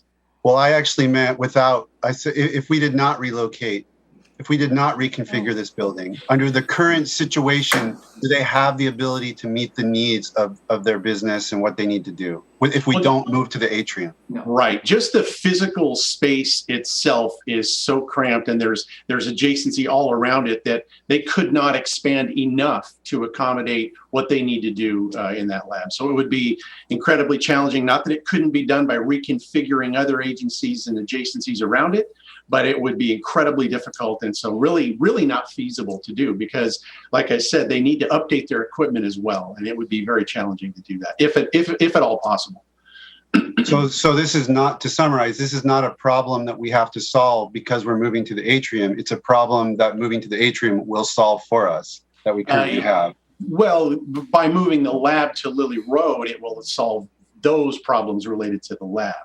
Yeah, it is associated with moving to the atrium, obviously, because we're relocating everybody in the building to reconfigure that. But also remaining this lab here, it doesn't, it will put an obstacle as to how we're going to be able to remodel Building 1 based on the overall strategy of the Law and Justice Center. No, but if I understood Commissioner Menser's question, if we did not rent to atrium, could we then keep the lab here? And I'm hearing Chris say, no, we can't. But even moving it to Lily Road is dependent in part on the atrium move, because there needs to be sufficient space for the new lab at the Lily Road facility And we are moving some people out of there to consolidate environmental health in the atrium. So it's all part of the big picture of space needs for Thurston County. That's right. And by moving people out of the lab on Lily Road, the area on Lily Road, it allows us some additional space to put that lab in there. So we're backfilling space that will be emptied by these other moves. So it makes it more efficient use of space as well. Thank you for the clarification, Robin. I just wanted to point out, I mean, I was pretty confident that we were solving a whole extremely long set of issues and problems by this plan. This is one I didn't know about. So add another one to the list of why this makes a lot of sense. So thank you. You bet. Hey, Madam Chair? Oh, yes, sir. Did you have a question? Yes. Go ahead, sir. So we're talking about, I don't know, $236,000 to take a look at it and design it and all that. So we're talking about a lot more money, probably. If we're going to spend that to figure it out, what are we talking, several millions of dollars to make this work? Well, what we don't have right now is the actual cost to move the lab. So you're right. It will be probably a couple of million to reconfigure and relocate the lab to a new space. That's probably true. Part of this design effort will be to come up with justifiable cost estimates for the project itself and a schedule and all those things that go along with design. In addition to what I said earlier, which is the post-award services after construction to commission the systems and ensure that they're completely functional and meet the design intent. So yes, part of this design will be to determine the actual cost of this. And it will be a complete design in different phases. So yes. And what budget would this be coming out of for the county manager, I guess? This will be a combination of REIT, environmental health fund, and building reserves. But in the end, this adds a couple $1 million onto at least expenditure of going to the atrium. For whatever we're going to spend now, this is going to throw another couple $1 million at the project. I mean, it sounds a lot like what we were faced with the remodel, I guess, for the auditor, where we had no idea it was going to be the amount of money that it ended up being. We thought it was going to be much less. So, I mean, it just is an indicator of how costs seem to creep up on us. And so I don't know that, I just need to know more about it. I'll be over taking a look at it probably today. Thank you.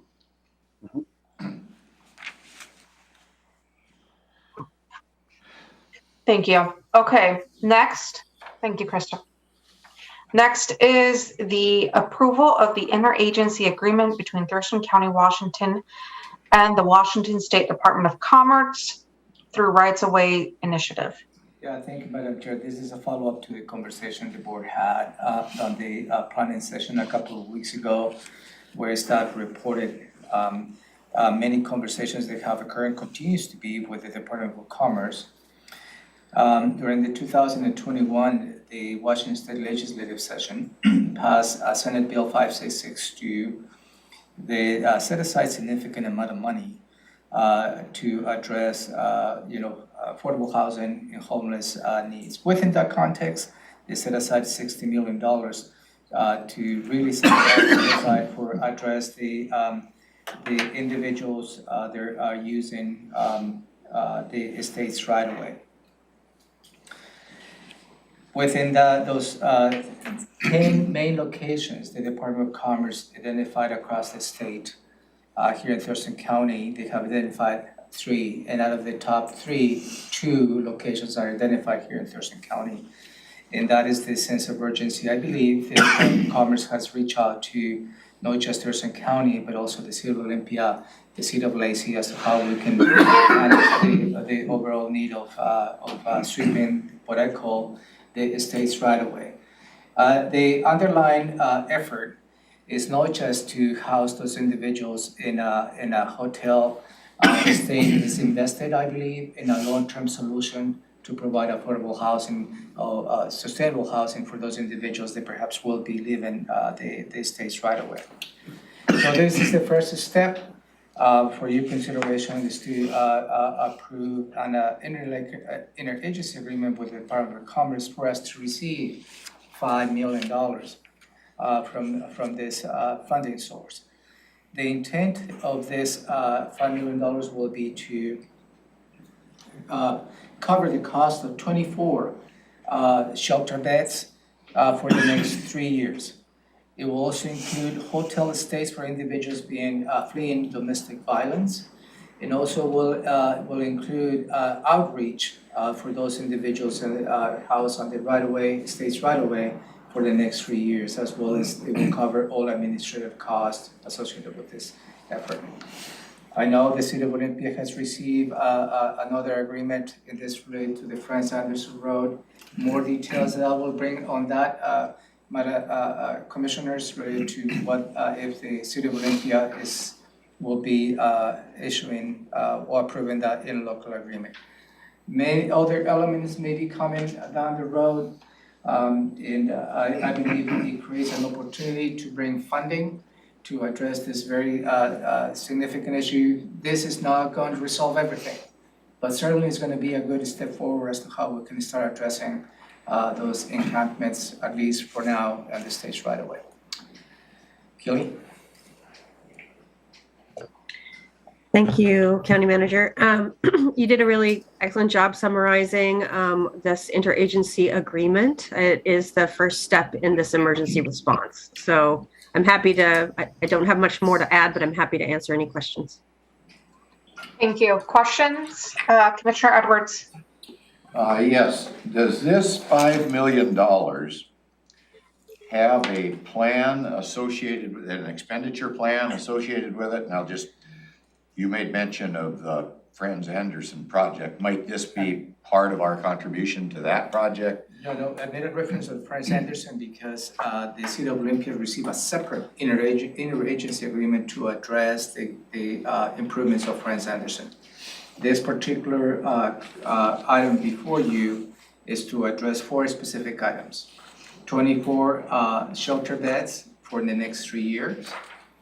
It will be hotel stays for individuals fleeing domestic violence.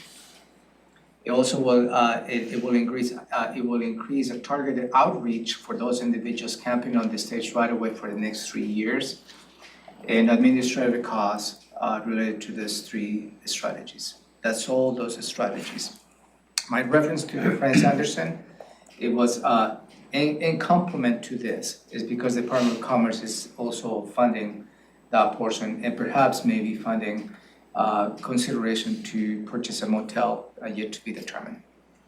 So the third phase of that is to get individuals off the state right-of-ways into some kind of a situation, right? Is there a plan with that kind of explains that, or what that might look like? Is it paying for a hookup at a trailer park, or do we know what we're going to do with that yet? Because it might be a solution to be able to do things like rental assistance, pay for them hooking up at a park or something like that. I just wonder. Are you talking about this $5 million? Yeah. No, this $5 million is specific to what it just stated. Right, but what's the plan to get these folks off these camps along the right-of-ways that the state has? I mean, I see hotel, and some of them might be involved in domestic. And the third thing was outreach.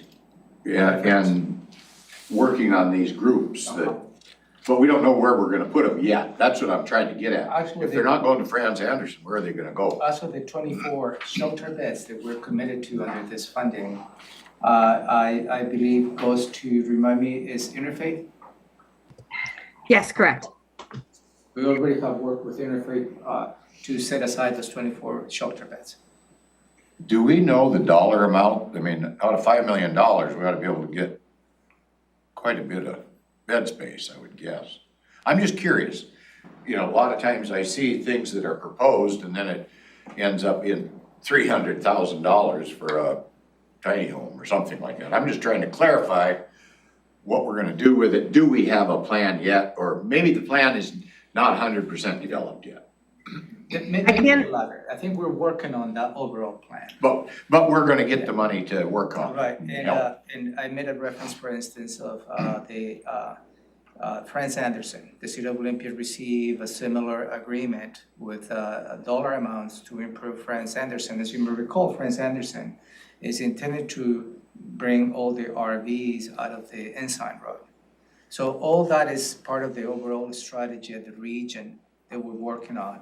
In the long term, also short long term, could be an opportunity for the state to help us purchase a motel for a long-term permanent housing. So it's larger.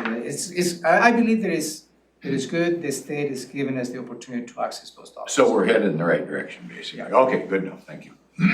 Keeling, did you have any additional comments you wanted to add? No, I think that's fine. I can state that with the shelter beds, because they're 24/7 beds, it's basically a continuous stay home for those staying in the shelter. It costs at the minimum $91 to $100 per day for those beds. So Okay. Yeah. Thank you. Mhm. Thank you. Commissioner Menzer, questions? When you were talking about this, some of the specifics that still are to be ironed out, does that happen at the Regional Housing Council, or are we? Does that happen in your office, Keely, because it's coming through the county, or how are we? Who's making the decisions on those last details?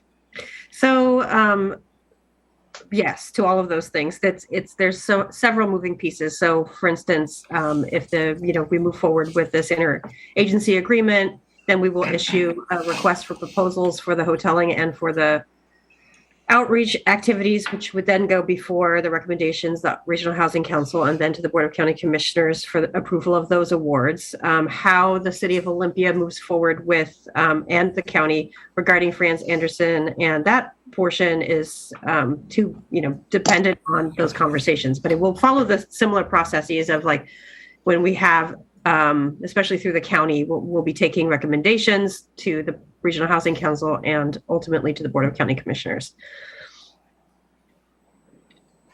It's just, there's so many moving pieces. This is the most concrete part. And then the subsequent RFP from our office, those are the two most concrete things that we have right now to present as options.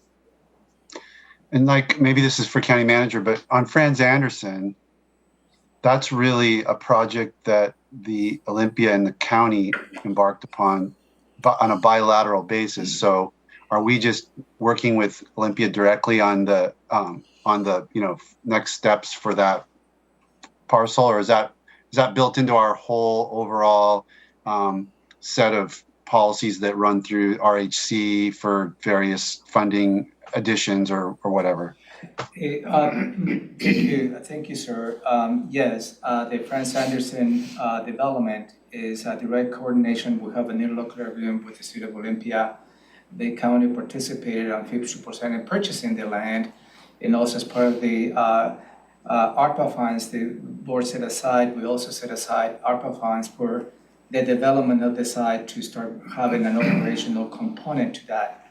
What I believe this particular additional money that comes to this particular project will ease the need perhaps for the county to use ARPA funds, and that will create yet another opportunity for the board to consider how you like to do those or reallocate those ARPA funds. So yes, is a direct coordination with the City of Olympia, and yes, as part of the overall strategy we have been discussing at the Regional Housing Council.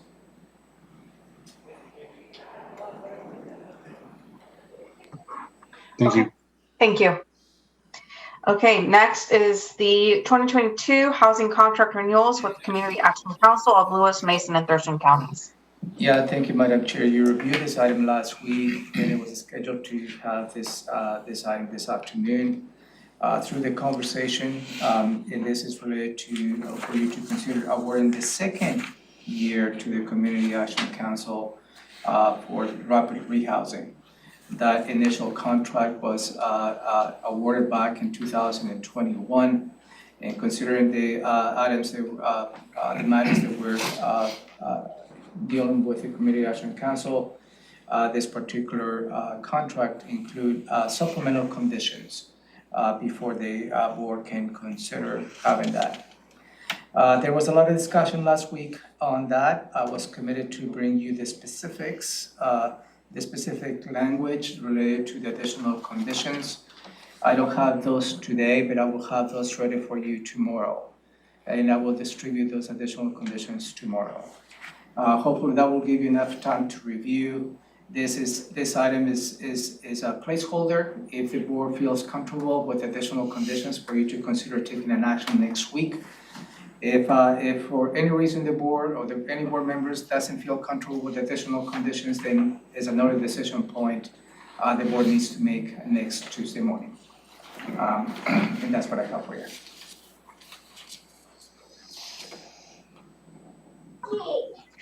Thank you. Questions, Commissioner Mensah? So just as a matter of process, if we review the conditions and we're comfortable and we take this legislative action next Tuesday, and then the Community Action Council doesn't sign the agreement because they don't feel they can comply with the additional conditions, then do we have to rescind this action, or is it just kind of null and void and then we pivot and find somewhere else to put the contract? I mean, I guess I'm asking about how this action is worded and because it's unilateral at this point. Usually somebody's applied, they know what the conditions are, so when you grant it, they're going to take it. In this case, because we're adding new things that they haven't even seen, I think there's a possibility that we don't have a chance to finalize this contract. So I'm just wondering what would happen at that point. Yeah, I exactly had this conversation with Auditor Mary Hall yesterday about this specific contract. And one of the things she let me know is what's basically outlined in the contract are just the requirements, and they're just clarified. The definitions are clarified. So she says that those are basically non-negotiable. I mean, it's just the standards of every contract that we get, but they are outlined in a way that it's more understandable, is what she said. So there's no new or additional parameters that are added, but just the same ones that are clarified that was in the previous contract, and it just outlines it in a clear way. That's absolutely what I was hoping was the case, but when I asked that question last week, I got a different answer than that. So I was told that there were additional things and new things, and so I'm hoping that Mary is correct, and this will be a non-issue.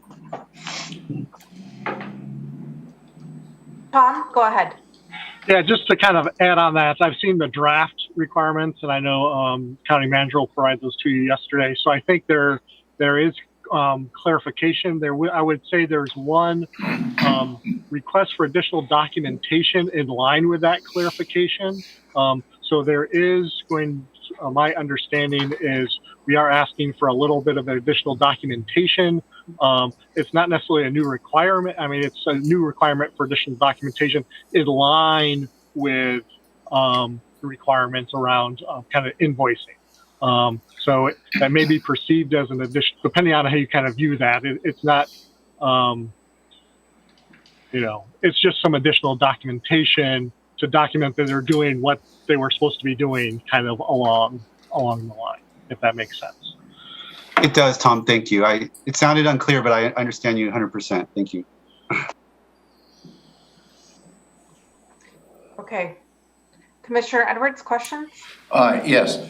Have we fixed everything that needed fixing, Tom, from the concern we had months ago about our relationship with CAC? Yeah, and I guess I think that's a question best answered by Mary Hall at this point, the auditor. She was wrapping up the audit. From my point of view, I believe that we are on a good track to get all that taken care of. She asked for some additional documentation, which I believe CAC provided. So I believe Mary Hall has all the information from CAC, but I think that's actually a determination that we're for Auditor Hall to kind of close out the audit and close out that monitoring. But based on my understanding, I believe we are there or very close to being there. Mary Hall was very instrumental in any prior action that was taken. And so I'd like to hear from the auditor that everything seems to be okay. And Madam Chair, if that's been relayed to you, I'm fine with that. I want to make sure that we have covered all our bases adequately. So I believe Auditor Hall is in a conference this week, but maybe next week when we're reviewing the agenda, if she's available to pop in. Yeah, I can certainly touch base with the county auditor. And then I believe this was also reviewed by the auditing committee. Is that correct, County Manager? We reviewed the high level approach. Last Friday, I provided additional recommendations to clarify some of the intent within the language. I believe, as I haven't got a chance to look into my email, but I think it's something that's waiting. I think it's going through a review process before we can bring this to the board. So, but you absolutely on point. The Internal Auditing Committee has been involved and engaged on this particular matter. It is in tune with these additional conditions. And for the public's understanding, the Auditing Committee is formed by the county auditor, the county treasurer, and the county manager. Thank you. Okay. Any additional questions or comments? Did that answer your question or concern, Commissioner Edwards? Yes, ma'am. Okay. Okay, with that, we'll move on to item C, written assistant contracts for live stories and community youth services.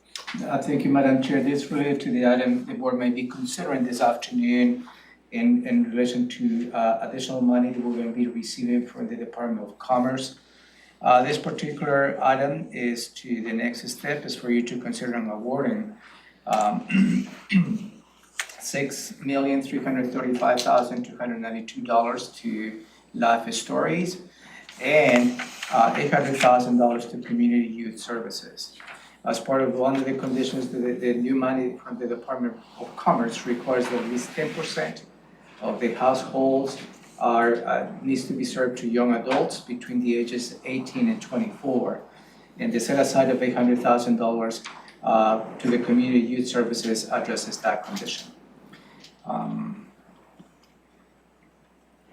Any questions? Thank you. Okay, questions? Commissioner Edwards? Earlier, we were talking about $7 million or something coming in from Department of Commerce, new source of funding. And so is that this amount after we've removed $800,000 to go to Community Youth Services? Is that what that's about? Yeah, no, this is the combined amount is $6,335,292 to Life Stories and $800,000 to Community Youth Services. And that's coming out of that 7 million and something. Yeah, yes, sir. Divided out. So just pass through money. Yes, pass through money. And I guess to Robin, I'd ask, have we got all the oversight covered and all that as to your shop? I mean, it costs you to do business and review and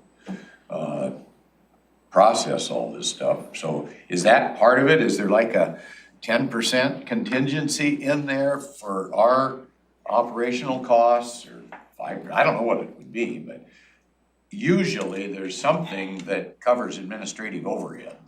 In the grant that the county receives from the state and the feds to conduct this business, there is a percentage that is for administrative costs. And that's already figured into these numbers? That is, so Yes. the numbers in C are the amounts that are going out to our providers.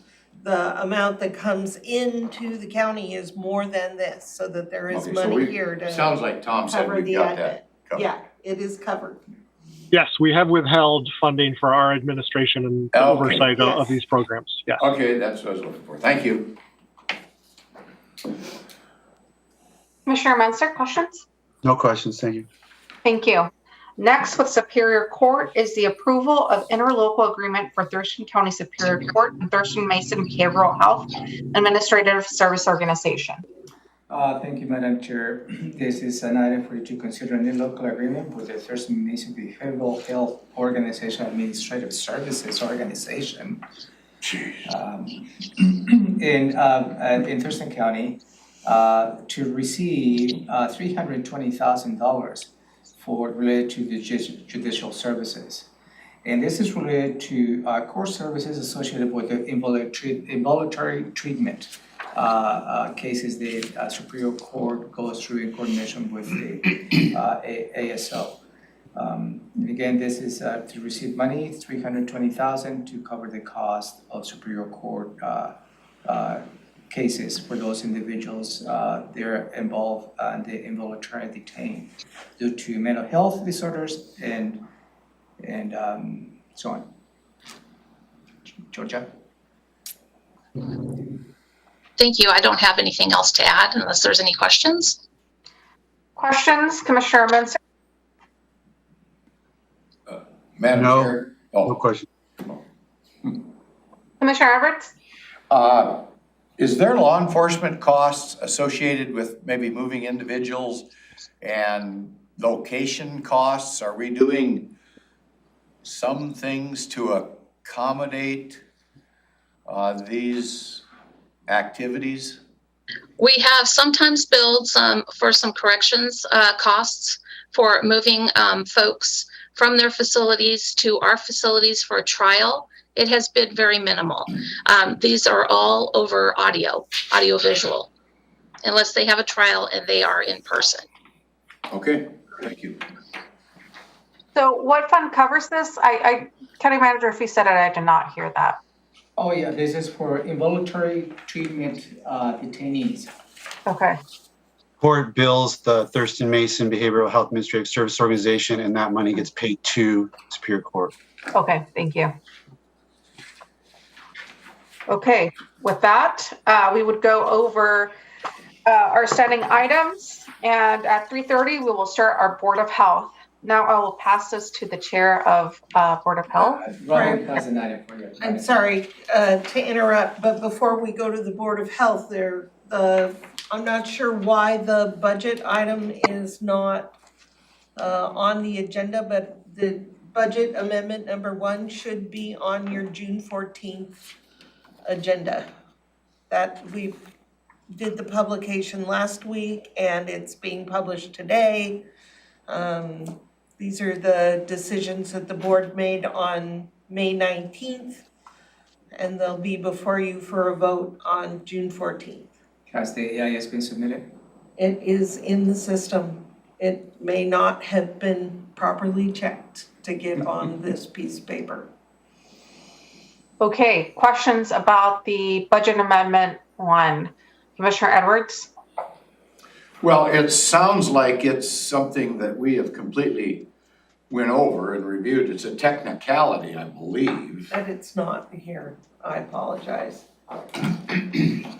Okay, I guess more to come on that. I don't know where it's at. This is new, so. I mean, I knew it was coming. It's. I knew it was coming, but. All right, it's not But new. new for this item. It should have been here. Yeah. And I apologize that it was not. Okay, more to come, sounds like. Yes, sir. Commissioner Menser, any questions?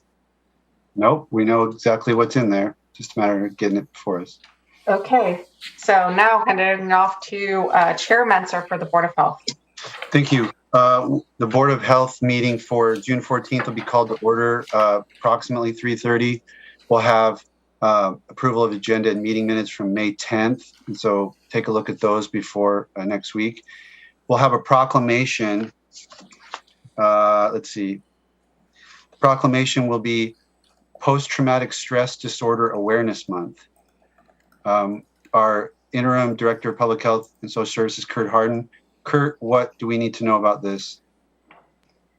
We're finalizing that proclamation now. You should have it in front of you here later this week, the draft proclamation, and also the Public Health Officer, Dr. Abdul-Malik, will give a presentation on that, on PTSD.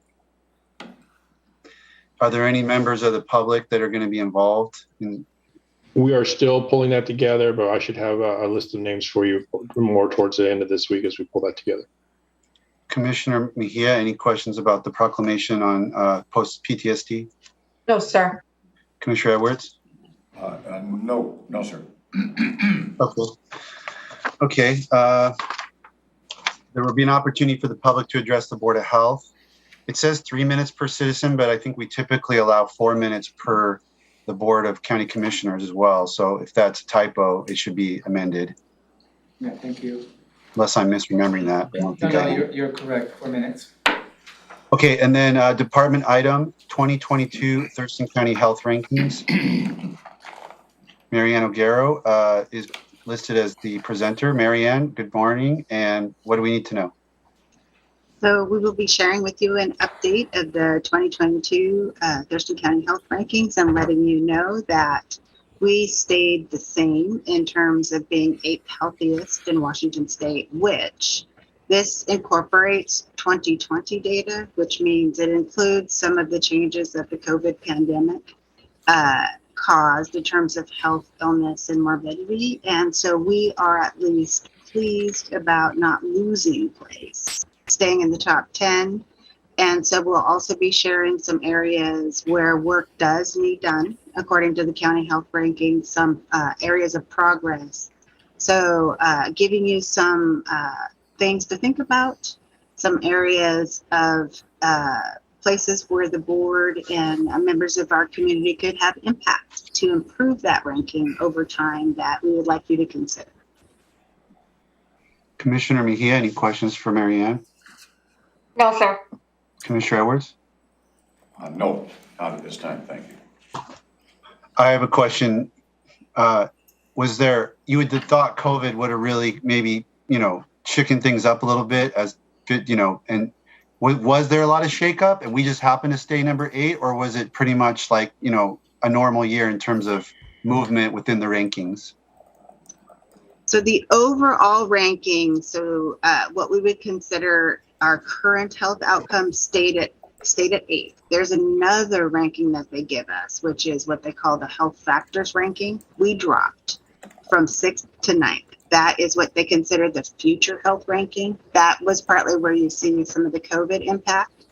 And so we did have some shake, which would be anticipated, but it does reflect some of the work that was done in Thurston County and amongst people, populations, our community members, community groups, healthcare providers, schools, everyone who did work to try to do what we could to address the impacts of the pandemic, which is more, as we all know, than just COVID itself, all the different impacts that it had. So some of that work, obviously we could not do everything that we would have liked. The population of Thurston County is 300,000 people, but we did stay in the top 10 healthiest for both of these types of measurements, and so that is some good news. But definitely we have work to do. And so that's some additional things that we would like to share with you. Is the number 1 or 2 counties, is it like always King County because they've got a lot of resources, or what? How does that usually, who's usually at the very top? Is it small counties, or is it big counties, or is it shuffle through year to year? It does actually change somewhat. And so the healthiest county in 2022 is actually San Juan. And so you do see some of the more rural counties being rural. That doesn't necessarily mean a lot of people go Eastern Washington. Rural counties and resource issues that could be Western Washington, Central Western Washington, Central Eastern Washington. There are resource impacts and resource strains and income components, no matter where you are, that affect these outcomes and factors. And so it's something that we have to think about too, because place matters. And we know the cities and communities in our county need attention. Our rural places matter. So that's something that we'll be sharing also in the presentation. Okay. Board of Health members, health-related activities, health officers report, Kurt, your report. I assume you'll be touching on the Board of Health expansion and where we're stand. And can you remind us, you're nodding, can you remind us when applications are closed or where we are like right now? Because I'm getting a lot of inquiries from the community about those applications. So we issued out media releases and through social media as well that the application process is on our website. There's an application there. It has a cutoff towards the end of this month. And then after that, the Board of County Commissioners are going to consider the process to review those applications and then for selection of the expanded board. And is it, and I'll get to Commissioner Mejia, is it the idea of apply in June, we'll try to select in July, we'll try to seat this board in August? Is that kind of what we're shooting for? That's, I believe, what's been indicated to me. Yes, that's what the commissioner's direction is that's what we're following. I asked that. Commissioner Edwards and I were in a behavioral health meeting yesterday where there's going to be a pretty important presentation and that may require some action Board of Health. And I was encouraging them to maybe wait and present that to the expanded Board of Health, because if it came to us, it might have to be redone. You know, the legislative action might have to be represented. And so, but I wanted to make sure that I explained the timing to them correctly. And so I think I did. Commissioner Mejia, what do you have? I was just wondering, thank you, sir. How many applications have we received so far? I know they're probably going to, I'm just curious. I don't know the answer to that, but I can find out. Jamie has an update. Okay. I received 4 so far since they've gone live on our website. But I would caution the board to understand that typically, as you get closer to the deadline, you get more applications in. So I would not take that as an indication of a lack of interest. I believe there is a lot of interest based on information. The other update I want to say is we've sent letters off for the board member for the cities and for the tribal board member as well. Those letters have gone off requesting those individuals' nominations to come back to the Board of County Commissioners. Jamie, can you tell me exact date that it closes so I can give accurate information to people that I'm constantly being asked about? I can follow up on our break. I think it's June 24th, but I'll double check that just to verify. Thank you. Yeah, we'll get that to all the commissioners. Okay, any other questions before we break the Board of Health agenda setting from Commissioner Edwards? Yes. Kurt, you said cities. Did we determine which city we're going to ask first? Yeah, Lacey. So it's just one city. We went by population, descending population. Okay, I mean, you said cities and I thought I missed some, that's all. No, the letter was sent to all the cities, just outlining the process.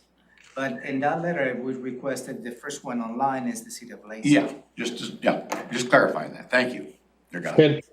And I do want to clarify and excuse me, confirm Jamie's information that it is June 24th on our website, along with the application is here as well.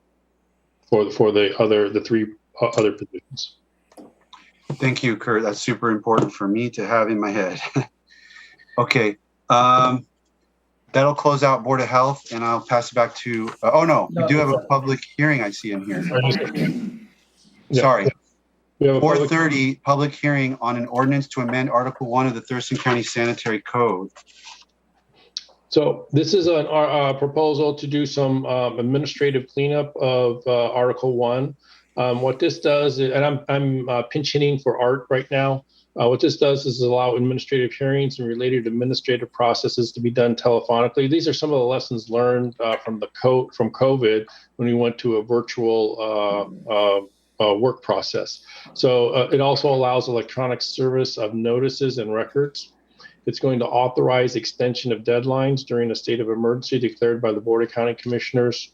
It will limit assessment of civil penalties to 30 days for each notice. It will make other updates and technical corrections to reflect current practices.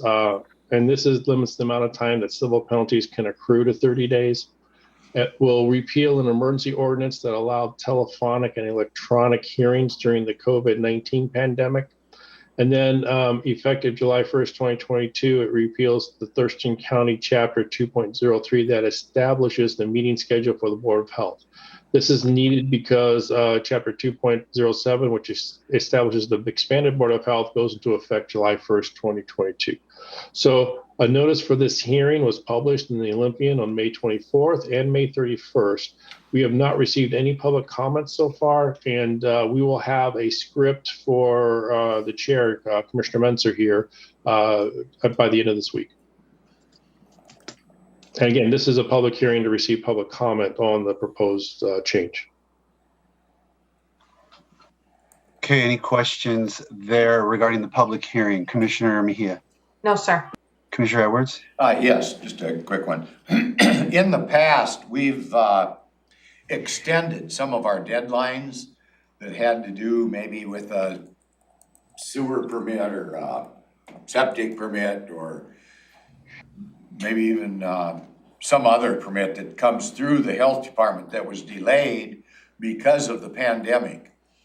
Do you know, is there any extensions in there that cover some of those issues where people are still being delayed on their projects because of this whole supply chain mostly? Commissioner, I don't, but I will reach out to staff and we'll get an answer back for all three commissioners. Yeah, okay. I think that'd be crucial if it's not in there to have something in there if we're coming up against something, because I know constituents have contacted us about, well, my permit's about to run out. How do I address this? That kind of thing. Okay? Okay. Thank you. I will reach out to staff. I thought we had let those extensions, I thought had expired. It's like a year ago. Yeah, both extensions expired quite a few months ago. But Okay. we're still in the middle of the pandemic withdrawal syndrome, I guess. Some people are still, we're not able to get those affected. Yeah, So, but this public hearing in the Article 1 does not address any type of extension of the permits. but could it? No, it's no part of the Article 1, and it's no part of the public hearing notice. Why not, I guess would be my, Because if we have issues. it would be a different ordinance. Oh, The board may okay, if consider. it would be a different portion. Yeah, it will be a different ordinance if the board considers that again. Okay, thank you. Okay, Madam Chair, I'm all good on Board of Health. Thank you.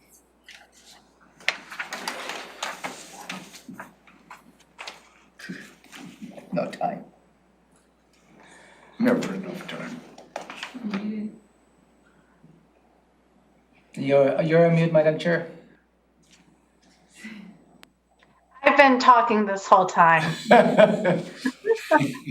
Okay, thank you. Okay, so I just want to, do a time check. It is 11:50. We still have a lot of items left on the agenda. County Manager? Yeah, if I may suggest really need to have a conversation related to the State Board of Health rulemaking. Hopefully that will not take much time.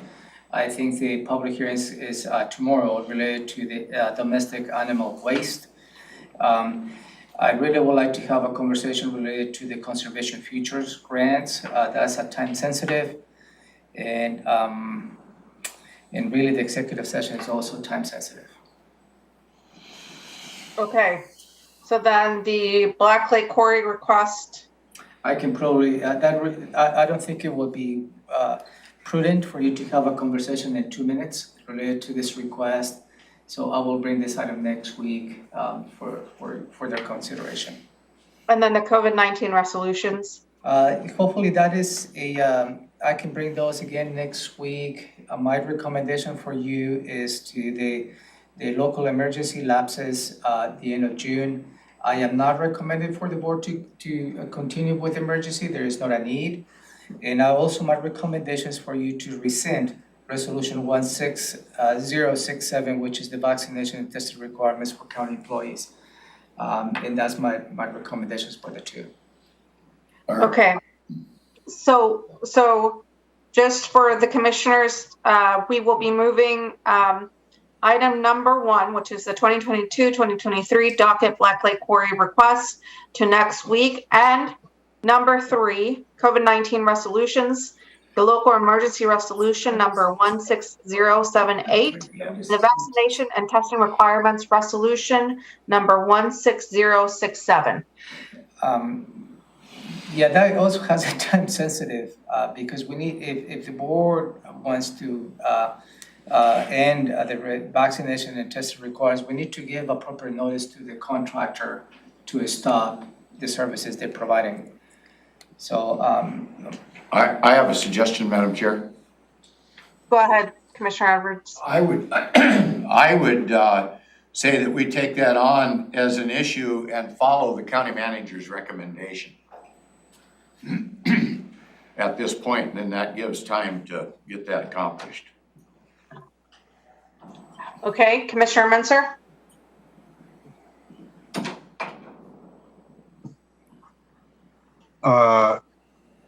I probably agree with that, but it's a pretty big thing to talk about in 10 seconds and then move along. So I'm not really comfortable without a full board discussion of what we're doing and what's going on.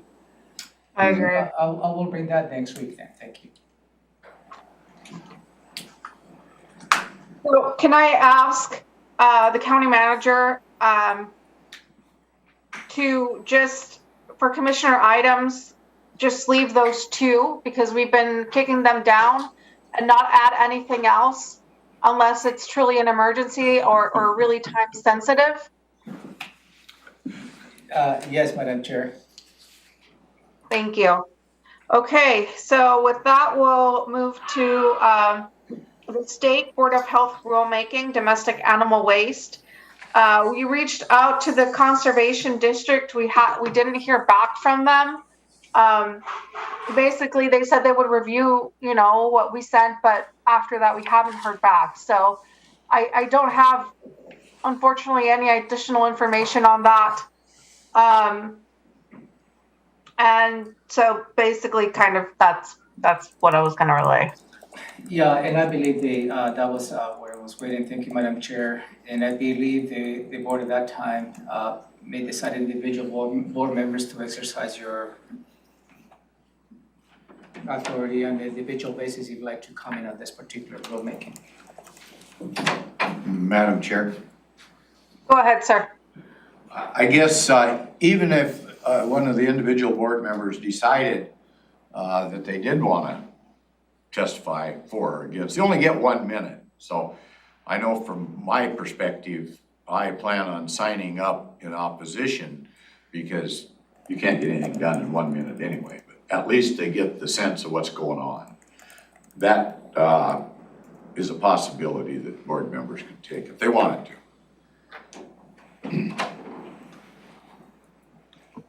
Okay. So with that, and that hearing is tomorrow, I believe, at what time? Do you know? Do not have the time. I don't have that time in front of me. 9:30. So it's at 9:30 tomorrow for any commissioner who would like to. Yeah, in the email that you received, there is a link, as Commissioner Edwards stated, where you can sign in and provide your perspective. Thank you.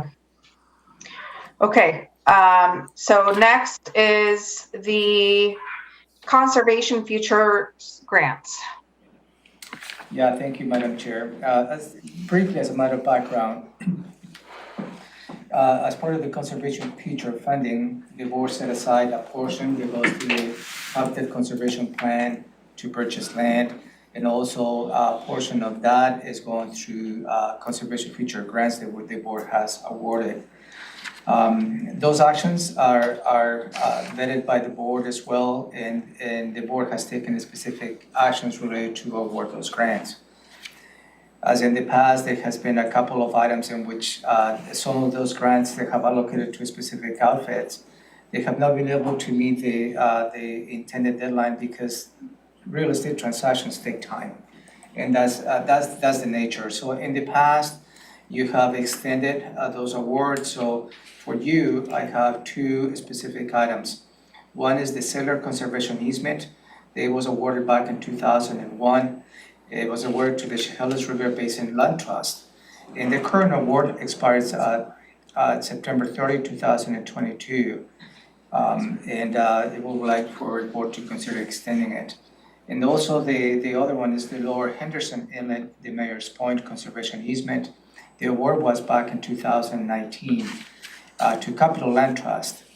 And the award expires on December 31st, 2023, I believe, right?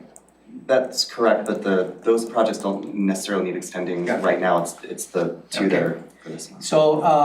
So what has come to the next step in the process when they get ready to exercise the board's direction on and using the grants to purchase those lands for preservation, there is a conservation agreements that we need to sign under a new guidance. Those conservation agreements, requires notary by each one of the board members, which logistically becomes an issue. And sometimes those conservation agreements needs to be processed as soon as feasible. And the recommendation that I have for you today is a motion for you is to authorize the county manager to sign those conservation future agreements for those grants the board has already awarded. And that will expedite the time really as to how we can move forward, because really sometimes it takes 2-3 weeks just to get in the commission's schedules to get a signature. It's more about expediting the process, and this is really in alignment to what the board has already decided in awarding those grants to those specific outfits. That is really the point of this conversation for your consideration. I have a motion for you if you'd like to. Madam Chair. Go ahead, Commissioner Edwards. I just want to clarify something. I thought you said 2001, and I think you might have said 2021. 21. I apologize if I said 2001. It's 2021. Oh, okay. Just wanted to clarify that. And for me, that's fine. So my seatmates know, I guess, thumbs up or whatever you're doing. Commissioner Menser, questions? So, County Manager, I think you confused me at the beginning. You were talking about agreements that weren't completed and need extension, but now you're talking about authorizing you to sign conservation agreements. Those seem like totally separate issues. Are we dealing with both or just one? My apologies. I was trying to give you a little bit of context related to the awards the board authorizes related to the conservation future grants that you awarded. In some instances, the board extends those awards because of the real estate transactions. But at the last end of this process is the conservation futures agreements, in which we really authorize and seal the decision of purchasing those lands. So I was just trying to provide a context, a little bit of a background leading to this proposed motion that I have for you to authorize the county manager to sign those conservation agreements because it takes time. I mean, just getting into the board's schedule is sometimes 3 weeks, if not more, and those conservation agreements need to be processed. sooner rather than later. Did I answer your question, sir? I think so. I mean, this really, whether the project is right on schedule or not on schedule, you're just advocating that or proposing that we give you that latitude, and I'm fine with that. Okay, so Commissioner, looks like Commissioner Menser, thumbs up. Commissioner Edwards, did I hear your thumbs up? Yes. I have a motion for you, Madam Chair. Okay, so there is a motion. Go ahead. Oh, I move. Commissioner. I can make it. I move to authorize the county manager to sign conservation futures agreements. Is there a second? Is that a blanket, no beginning, no end, forever? I'm just questioning that. That's pretty broad. Yeah, because the board will take an action in awarding those grants on a yearly basis. Could it say after the board has authorized? Either way. I mean, I'm just trying to put something else. No, absolutely, whatever. Do you understand what I'm saying? Yeah, let me withdraw that motion and amend it, or just modify it. I move to authorize the county manager to sign conservation futures agreements consistent with the legislative actions of the Board of County Commissioners award of those grants. Oh, perfect. Second. It's been moved and seconded. Any discussion? No. I'll call for the vote. Commissioner Edwards? Aye. Commissioner Menser? Aye. Commissioner Mejia? Aye. So the motion passes. Could I make a comment, Madam Chair, on this topic? Yes, sir. Here. I've talked to several elected officials recently, and it was about the mitigation process of acquiring property. And it's my understanding that those jurisdictions that are working towards getting an HCP can now get involved. Say there's a 40 comes up for sale and we've only got enough money for a 20, that they could buy 20 for some future mitigation with us. Is that right? Yes. And so those elected officials did not know that. And so I don't know who your folks are talking with, but could you make sure to let your counterparts know that those other elected officials would be aware of that? Because I'm afraid that we're losing potential parcels of a substantial size because we missed the boat, something happens. And the more we can set aside now for the future, the less chance of losing that possibility in the future. So I just bring that up. We can communicate with relevant staff again to make sure that their elected officials are aware of the opportunities. Thank you. And then back to the motion on the conservation futures. We're excited for the Baird Cove and West Bay Woods. It's a huge success. Thank you for the award from the Board of County Commissioners and expediting the process. We'll get this going. Thank you. Thank you. Thank you. Thanks for all you're doing, is finally bringing this together. Thank you. Okay, so next is the executive session.